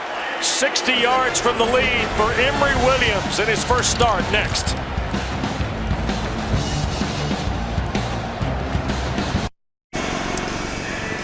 Don't forget, full day of ACC tip-off coverage starts Tuesday morning, 8 a.m. from uptown Charlotte. Kelsey Riggs, everybody from Nothing But Net on both the ladies and men's side will be there Tuesday for the ladies, Wednesday for the men on ACC Network and the ESPN app. And here's Emory Williams, and your moment has arrived, young man. 9 of 9 in the second half, the touchdown pass to Colby Young, and here's Emory Williams on first down, and the Tigers. And that is Tyler Davis pushing through for the tackle behind the line, his second of the season. You know, you see the 9 of 9, obviously a controlled passing game in the second half, just 58 yards. And, you know, with the clock running, obviously you have all kinds of time to operate your normal offense, but you are going to have some moments where he throws it down the field some. Loss of 3 on first down, 6.5 to go in a 3-point game.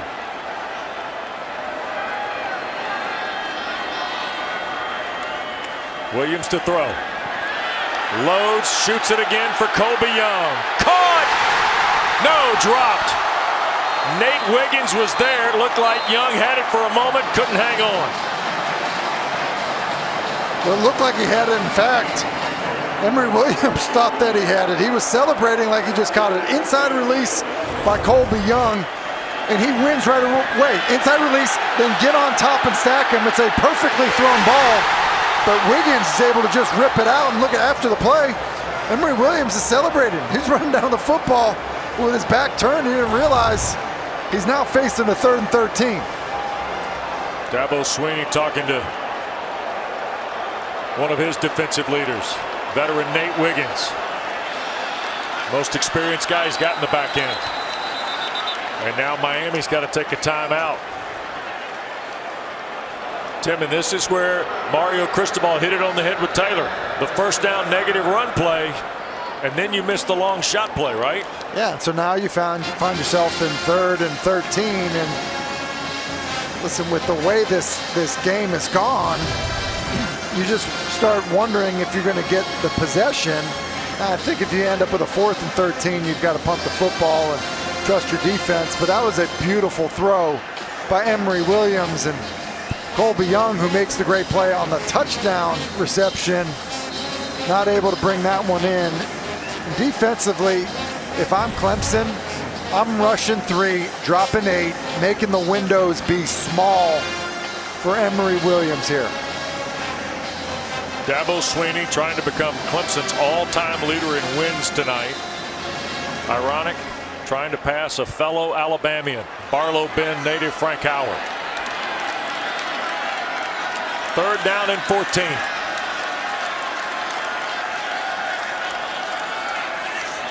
Williams again, across the middle, caught. Young, first down to midfield. Terrific throw by the freshman Emory Williams here. It's a huge throw, and he goes back to Colby Young, who just had the drop. Second window slant throw right into the number 4, into the body, not extending his receiver. That's really well done on 3rd and long. Longest pass of the game for Miami is 16 and a first down. And without the laces as part of his grip, just Grab it any way you can get it and shoot it out to Colby Young. Canes have only one timeout as they reach midfield. 3 to tie. Touchdown will give them the lead. A.J. Allen the ball carrier. And he will get 3 to the 47. Tyler Davis. We called Devontae Capehart's name tonight. He left the field. Tyler Davis now from Apopka, Florida, has checked in for Clemson on that defensive front with a row as well.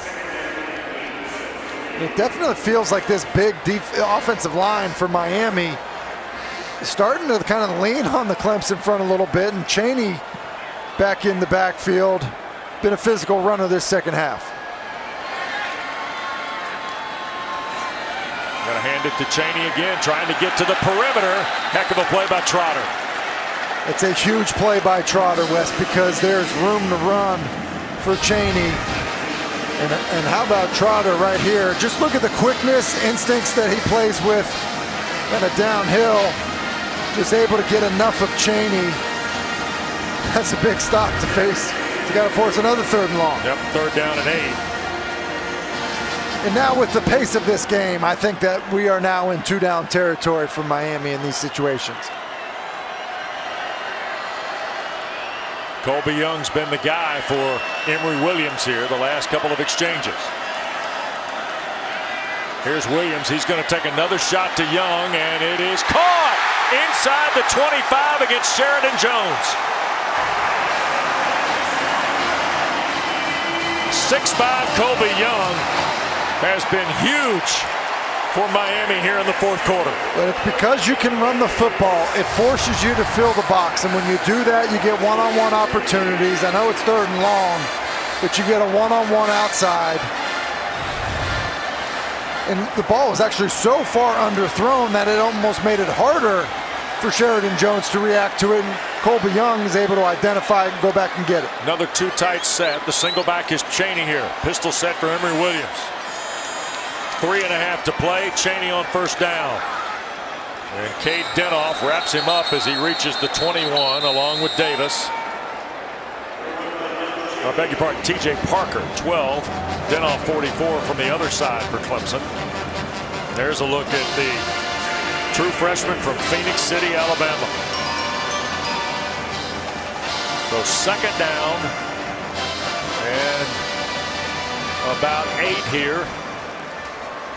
And here's what I would say if you're Clemson, is I think you've got to maybe start thinking about a timeout right before 3rd down, because I think Miami is going to be content really winding this down, being in field goal territory. Here's the give. Inside, that's Chaney. He'll get to the 20. It's going to be 3rd down and what, maybe 7 here, Tim? Yeah, and I think that if I'm Clemson, I would have used a timeout, because if in fact you hold them, right, you know, now you're leaving as much time on the clock to get down the field to kick a game-winning field goal if in fact we get knotted up at 17. Well, now you're at 3rd and 7, and in fact, if you're 2-down territory here, do you throw on 3rd? Here's what I'm doing. I see to me, I'm protecting my young quarterback. Look, you got to probably have a one-on-one up top to Isaiah Horton. That might be where I'm going with the football. Here's Williams. He'll look left, tee up Horton against Nate Wiggins, and it's incomplete. But listen, that's fine. It's an opportunity outside. There's not a lot of, and there's a lot of John there. I'd be careful if I was Nate Wiggins. Look, the ball's not in harm's way. You got a one-on-one outside. They give Horton a shot with a double move. Just misses him, doesn't let him get his hands on the football. Look, now you got an opportunity to kick the game-tying field goal. And I think for Clemson, because Miami threw the football there, they didn't have to use that timeout. Now there's going to be plenty of time for them if they get this football back. Borregales has made his last 7. This is 38 to tie. Kick is away and perfect. 11th field goal of the year for Andres Borregales. And we are tied at 17 now with 1:52 to play in the ball game. A 10-point 4th quarter so far for Miami. Well, Little history between these two teams, and that's the subject of tonight's Wesopedia. You go back to 2009. Oh, we got to get a little C.J. Spiller video in here, Tim. Punt return for a score by Spiller. That is Kyle Parker in overtime to Jacoby Ford. Clemson wins in overtime 40-37. Dabo Sweeney's. Young Dabo. Young Dabo. Fresh out of Pelham Dabo. Commercial real estate Dabo. First win against a ranked team, 40-37 in overtime, 2009. It's fun to look back at some of those moments, isn't it? And just to kind of appreciate the job that Dabo has done at Clemson, right? From that point to what the program has become, and this has become a really good football game. I think it's also provided an opportunity here for Cade Klubnik to find himself in a situation to kind of put a stake in the ground, have a moment as the Clemson quarterback. Tigers will have 2 timeouts. Miami will have 1. And there'll be no return from Shipley. Clemson will scrimmage from its 25. You know, at the same time that it's a moment for Klubnik, it's also an opportunity for guys like Ruben Bain, you know, where you've got an opportunity to rush the passer, and Klubnik, who was just barely over 50% on the night, is facing a tough defense, is going to face a tough pass rush. Regardless of how it ends, Emory Williams, put yourself down for a good night. Klubnik will bring Shipley with him. 3 receivers and the tight end, Brenningstool.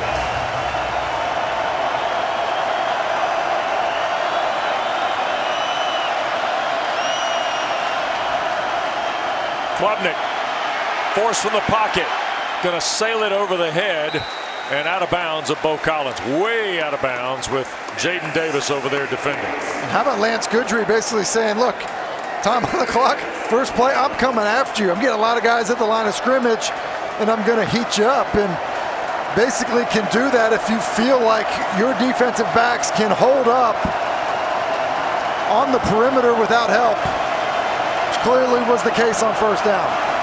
2nd down and 10 now for Klubnik. Miami looks like they're going to heat him up again. From the pocket, looking for Brenningstool, overthrown, incomplete.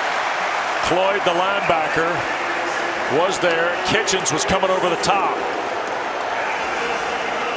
And Tim, quite frankly, the Tigers have used about 10 seconds. Hey, now you're danger zone if you're Clemson here, and honestly, if Clemson decides to run this football, Mario Cristobal needs to go ahead and take that last time out. Give his team a chance when they get the football back. If Clemson throws it here, obviously it may bail Miami out in terms of using it. Here's Klubnik, pressure coming. He'll take the shot, looking for Brenningstool, and almost intercepted by Kitchens. Oh my goodness.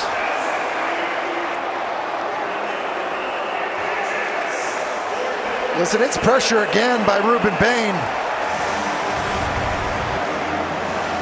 See, Klubnik is forced to hold the ball a little bit, and he takes a shot from Bain, who's been in the backfield all night.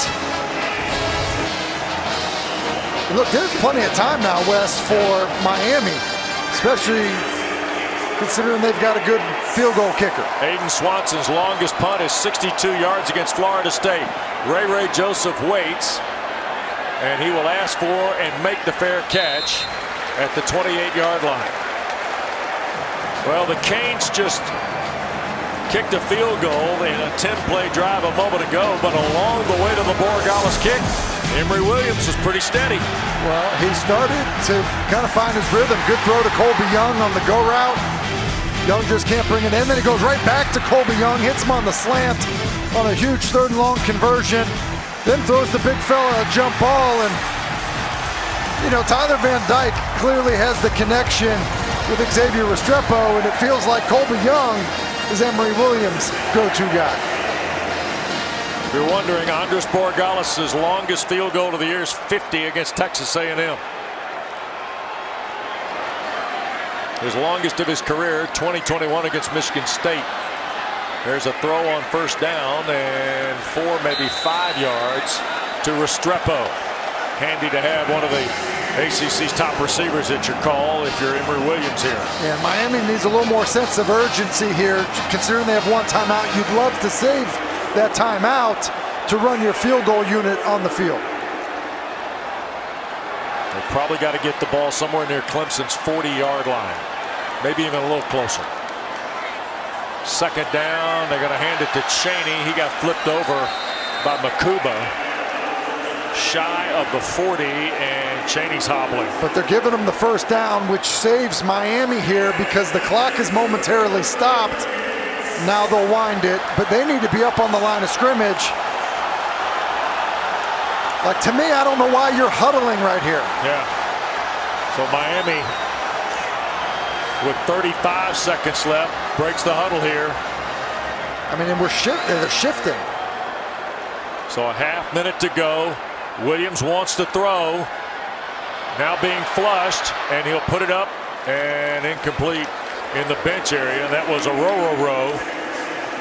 Big Roop was tracking Emory Williams here, but Miami's let some valuable time go off. Yeah, I mean, just took away. I mean, there's 50 seconds left. Now we got 22 seconds left on the clock to run one play. Like, and listen, you've got a true freshman quarterback. Right. He's not getting the reps. There was some hope that Tyler Van Dyke would play. So some of these situations, you just don't have the benefit of having worked on as much with Emory Williams. I just would not be huddling in that scenario. A.J. Allen's coming to backfield here with Williams. One timeout left for Miami on a 2nd and 10. They're going to hand it to Allen. He goes right into the teeth of the Tiger defense. Miami fans don't like it. And is Mario Cristobal just going to let this clock run out and go to overtime? Sure is. That'll do it. Miami is going to play Clemson into overtime tonight in South Florida. So, the Canes and Clemson will go to the extra session. Tied at 17. Borregales' field goal in the final 2 minutes ties it. Overtime next on ACC Network Primetime. Well, Miami got the ball back, had one timeout, and Mario Cristobal did not use the one timeout, Tim, and instead, after the run play to Allen, just decided to let the fourth quarter clock tick off here.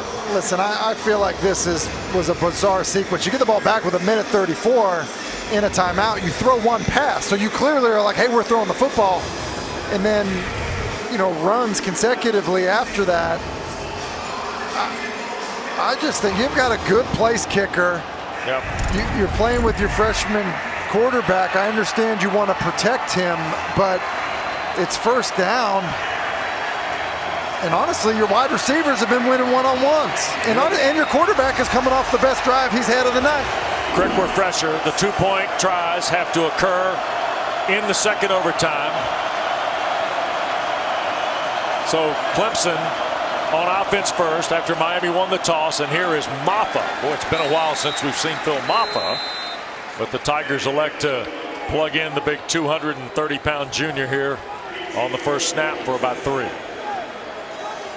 You just think about some of the red zone struggles for Clemson this year. Look, your reward of overtime is operate in the red area, see if you can hold on to the football. Brenningstool, who's been the guy all night in the passing game, I would think the ball would be headed his way. He's closest to the formation on the right. Here's a quick throw. This is Tyler Brown trying to find a seam, and look at Ruben Bain get right to Brown and take him down. There is a flag thrown on the far side at the Miami 19-yard line. Offside, defense, number 11, lined up in the neutral zone. 5-yard penalty, second down. It's on Corey Flagg, the linebacker.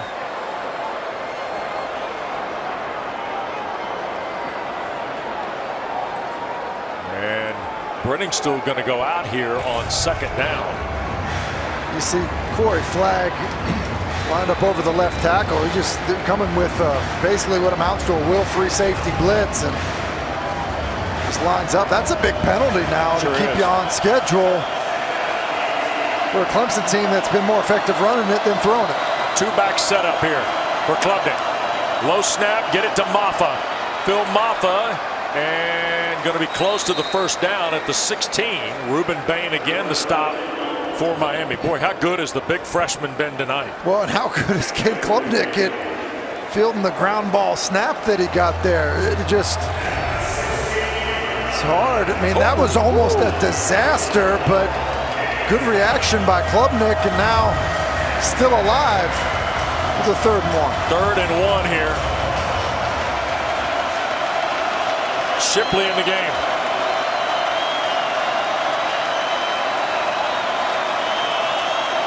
Snap, give is Shipley. First down to the 10. 1st and goal on the Williams tackle. Boy, James Williams saved the touchdown too. Shipley was trying to edge away from the big safety at 6'5". Yeah, you want to play safety. Good luck. It's a good cut by Shipley. Now you get in the open field, and he's got a lot of shake to him. That's an excellent job of Williams getting him to the ground, keeping Shipley out of the end zone. And so Garrett Riley talked about having kind of sustained drives, and it feels that way even overtime starting from the 25. That may take a few plays for Clemson to punch it in. Tigers have gotten 2 scores in 3 red zone trips tonight. Here's Klubnik to throw, looking right, in trouble, Bain again.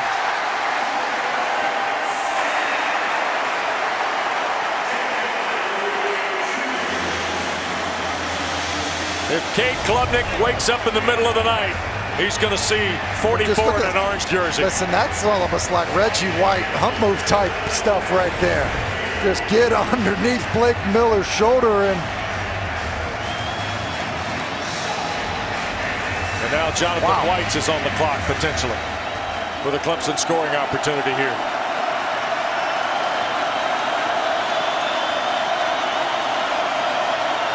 Is this a one-on-one shot? No, Klubnik throws here near side. Stellato the catch. He's knocked down. That's Porter. Well, and Wes here, I mean, it's 3rd and goal. I mean, this is almost end of game type stuff if you're Miami defensively. You know, they talked a lot this week to us about situational football. Look, you're conceding the field goal from this point anyway. Like, this to me is a drop 8, defend the goal line. Defend the goal line to force the field goal. If I were Miami, I would not get aggressive defensively here. Keep everything in front of you. Brenningstool and Collins here to the bottom of your screen, and now Mario Cristobal uses the timeout.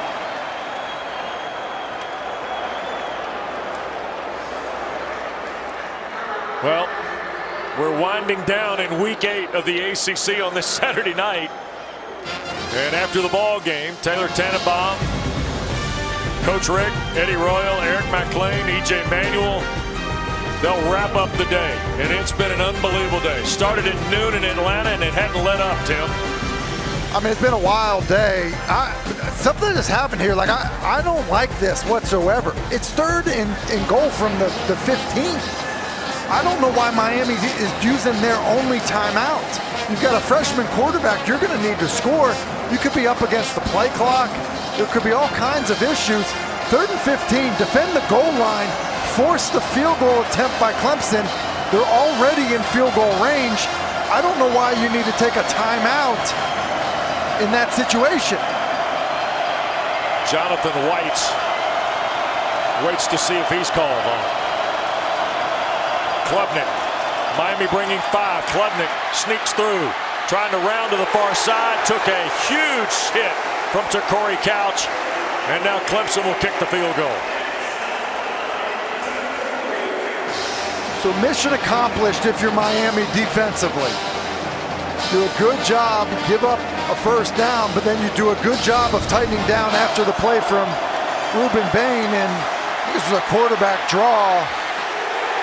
This is a bit of a surprise call, 3rd and that long, but obviously trying not to have your quarterback fall into a mistake if you're Clemson. 31 yards for White. And he knocks it through. So Clemson is in front. The Tigers on a 7-play possession in the first overtime, and now Miami goes to the offense.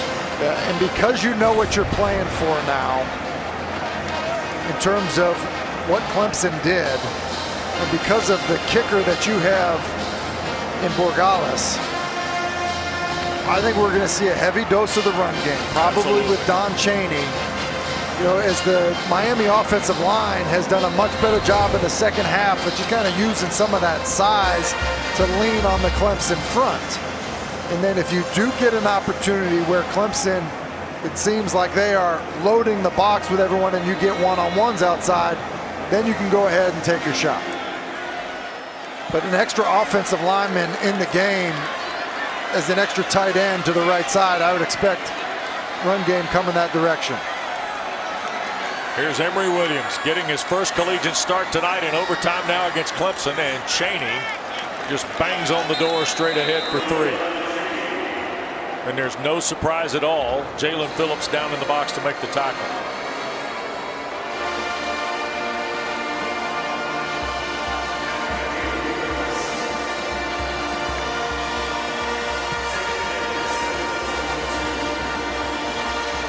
So Miami now with 2 tight ends in the set. McCormick to the far side, and that is Riley Williams, who had a touchdown catch against Georgia Tech. And the hand to Chaney. Almost a first down. He dragged down at the 16 by R.J. Mickens. That was a really good job of Francis Maui-Noah getting up to Jeremiah Trotter. Nearly sprung him, and now Miami once again putting big guys on the field. You see Maui-Noah 61 get up to Trotter, and that's what springs him to lead to this 3rd and short. Yep, 3rd and 1. There's Borregales. You see the overload here to the right. And the ball to Chaney. Hit right on the button. Phillips crashed the box again for Clemson. Lost a yard, did Chaney. And Borregales will have to cover the rest here in the first overtime. You think Clemson's not selling out for the run? Look at, here comes Phillips. I mean, just that's a safety player making the play on the opposite side of the line of scrimmage. I mean, basically Clemson saying, we dare you to throw it. So here is Borregales, who's hit his last 8. This is 35 yards, and now Clemson wants a timeout.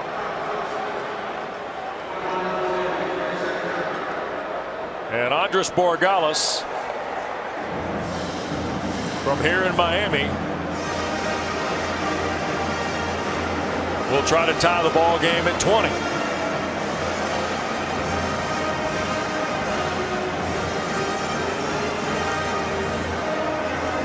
Mario Cristobal's used his overtime timeout. Dabo now uses his. And this game has gotten physical.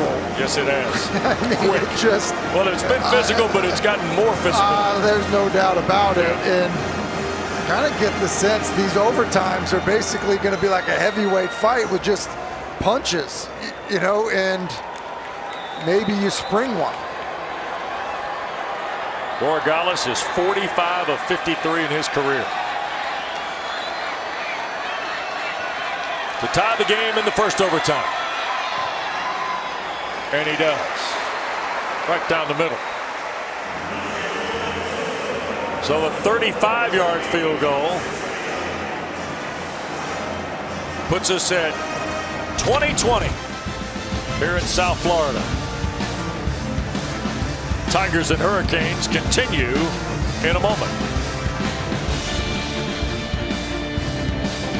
Miami's going to have the ball. We're in the second overtime here tonight in South Florida. Tied at 20 all. And Williams and the Canes to work. Quick throw, trying to get it here on the perimeter. That's Smith. And he will have the first down inside the 15 to nearly the 12 goes Brashard Smith before Jeremiah Trotter makes the tackle, and Smith Looked like he might have been shaken up This is briefly. a great catch by Smith. Look at this. No laces for Emery Smith, and that ball is on the shoelaces of Smith.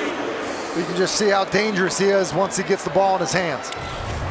Remember, if Miami scores a touchdown, they've got to go for 2 here.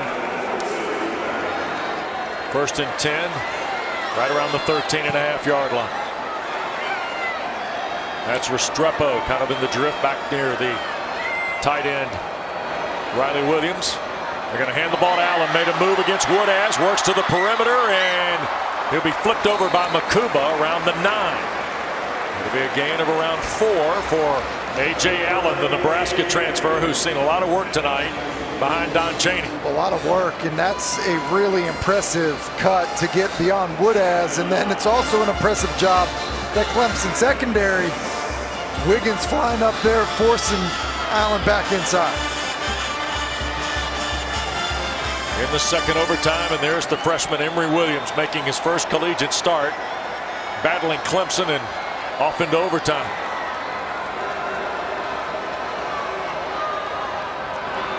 Allen again, and he will dive through toward the 6. So it'll be 3rd and 2 here. You're not surprised at all by the play calls, are you? No, I'm not. I mean, I thought that they would, decide to run the football. Now here comes Matthew McCoy wearing number 81, an extra offensive lineman that they keep putting in the game, basically to run the football. Now, I will say this, with the way Clemson decided to come after him, Colby Young at the bottom of the screen on Sheridan Jones might be something that they try as well. Allen is the back on 3rd and 2. They give it. No, they're going to throw. Young the catch. I think he'll have the first down against Nate Wiggins. It'll be 1st and goal as he's slung out of bounds by the veteran Clemson corner. They just try to hide Colby Young, run him into the flat. Now, new set of downs. I'd be shocked if this ball ends up in the air, Wes. Yep.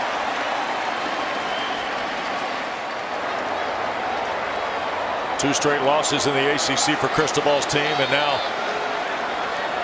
trying to hand Clemson their 3rd conference loss. And we're in the second overtime. Allen dances left, cashes in, touchdown Miami. Hey, but now if you're Miami, you have to go for 2, but not spend too much time celebrating. Emery Williams got to get his group back. Get ready for the 2-point play. I think there's some confusion with Matt Lee getting ready to run off the field. The situation here being in the second overtime.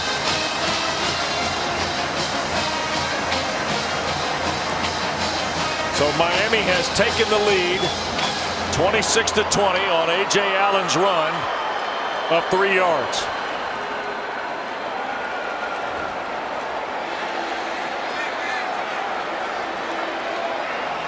And now the 2-point play. You see Young to the left. Here's Williams to his right. Being flushed by Parker. He'll put it in the air, and he's pulled down from behind on the horse collar. T.J. Parker was there. Personal foul. Horse collar's happening. Defense, number 12. That's the distance to the goal. It's on down. So quarterbacks in the pocket, there is no horse collar. Inside the pocket. Quarterback outside the pocket. No longer have that same type of treatment. That's a horse collar tackle. And now, half the distance to the goal. A very different scenario now if you're Miami is once again Matthew McCoy, the offensive lineman, back in the game basically as an extra tight end, but basically an offensive lineman. I think running the football very much on the table here for Miami. Isaiah Horton did come to the huddle, but now he retreats back to the Miami bench. He's a 6'4" wide receiver who's played tonight in rotation for his quarterback Emery Williams.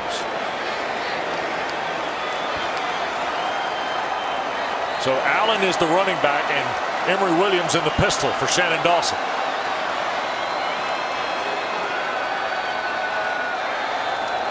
They're going to hand it to Allen. Tries to break to the right, and he gets the two-point play.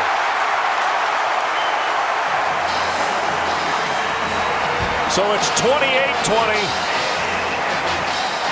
The penalty put Miami half the distance, and they take advantage of it on the ground. That's really good running on the touchdown and the two-point play by A.J. Allen. And there's been a suddenness, but there's also been a willingness to get north and south. This is a touchdown run. Looks like he's going to bounce it, but then foot in the ground is able to find his way into the end zone. He's fired up about it, and then on a two-point play just the other side, a similar type run. Foot in the ground, lower those shoulders, and be able to get through T.J. Parker to push into the end zone. Boy, A.J. Allen's been a nice change of pace behind Don Chaney tonight. Miami has run the ball for 211 yards tonight. And now Klubnik and Clemson have to have a touchdown and a two-pointer to force a third overtime. Here is Shipley. Leg drive, maybe 3. Nope, 2. 2nd and 8 will be the next snap off the 23. Tim, can Clemson's mentality be the same as it's been kind of in this fourth quarter? It's been a fair balance, I think. Yeah, it's been a fair balance. The guys that have made plays have been Brenningstool and Tyler Brown, both guys that are lined up in the slot right now. I also wouldn't think it's a terrible idea to get Klubnik on the move, especially with the way Miami has rushed the passer. That's Brown in motion. Here is Klubnik looking, throws, Brown caught it at the 5. 1st and goal, Clemson. And I'm telling you what, if I'm Clemson right now, I'm using tempo off of a big play. Tempo off of a big play to keep a basic call coming in for Miami defensively. Shipley stays as the running back. Terrific catch by the freshman Brown. 1st and goal, snap a little high, and Shipley is snowed under. It'll be a loss, I think, of a yard on the play. Harrison, Hunt, Bain, the first guys there. Yeah, and you know, Miami's selling out for the run here. Cade Klubnik's got his 3rd career 300-yard passing game here tonight. On 18 of 33. 2nd down and goal. Clemson needs a touchdown in the two-pointer to force the 3rd overtime. Here's Klubnik moving to his left. Throws, and was that intercepted? No, incomplete. Jaden Davis.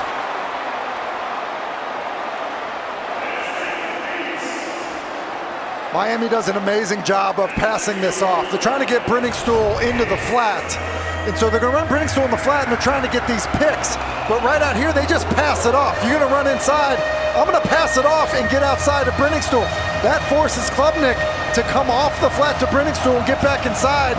Miami nearly comes up with a turnover. And now Maffa has checked in. Brown has gone out. And Miami is exchanging platoons defensively. But now the play clock's an issue because of the substitution. And Dabo Swinney takes a timeout. So basically what happens here, Miami substitutes late. Because Miami substitutes, Clemson substitutes. Because they do that, the officials then give Miami the opportunity to substitute. They decide to substitute not at their fastest pace imaginable, and because of that, Clemson is forced to take their timeout. And we're starting to see more and more of this in college football, aren't we? And I'm not saying it's gamesmanship. It's just 11th hour strategy. Well, and listen, it definitely is what you do. If an offense is going to substitute late, the defense can punish them basically by subbing slowly. And if the officials are going to hold the play. Now this ball was, the closest guy to it was Jaden Davis on a ball for Tyler Brown. Tell you what, it did bounce, but just ever so slightly. In fact, I think And so now during that timeout, you needed to talk to Cade Klubnik about everything in terms of the scenario. It's third down. Look, if we don't get it here, we're probably coming back with this. So talk through the whole scenario now that you've used your timeout in the second overtime. Cloyd hustled off the field. Miami had 12 out there for a brief moment. Third down, Shipley straight ahead. Miami trying to stack him up. Did Will get in? No. Klubnik thought he was headed for the end zone. Instead, he's just a step or two inside the one. And how about Jared Harrison Hunt, who just does a good job at the line of scrimmage. I mean, this game, there'll be some ice tubs after this one.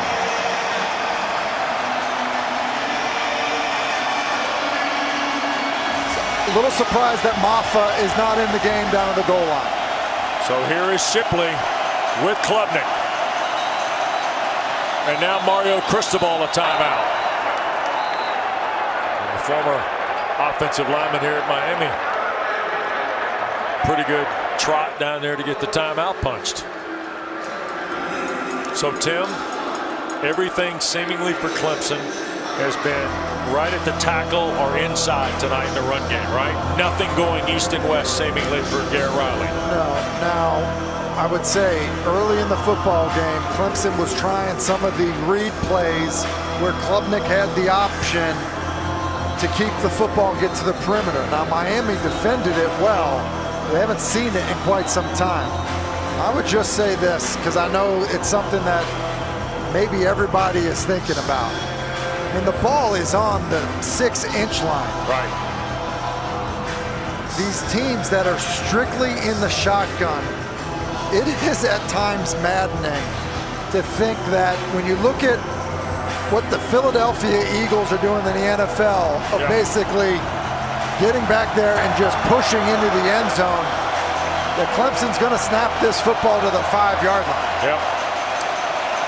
Sage Ennis and Brenningstool, two tights to the right. Collins and Brown are the receivers. Shipley with Klubnik. A lot of grass to Klubnik's left. Here he goes. Wide side. Klubnik trying to break away. He cannot. It's Corey Flagg, and Miami wins.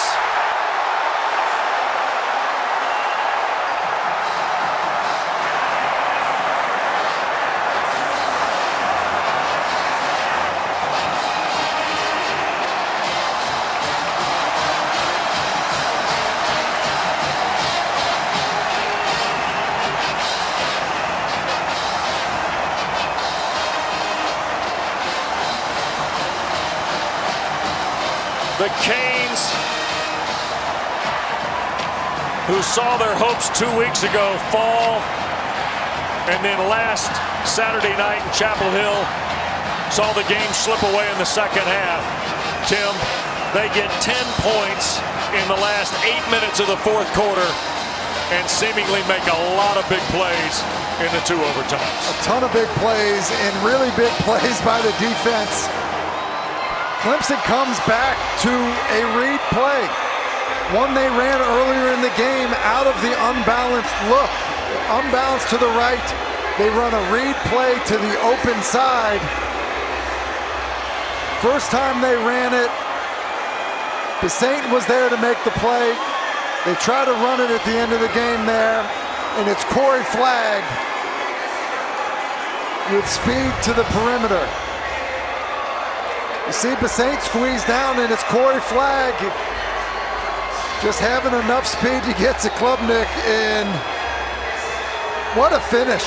We've seen a few good ones here in this stadium already this season. I think it's the right decision to keep the football based on how the defense squeezed down.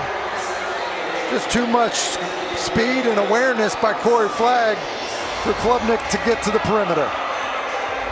There was a lot of grass for Klubnik to try and take advantage of, but Corey Flagg equaled the task, and the U post their first conference win of the season tonight in double overtime.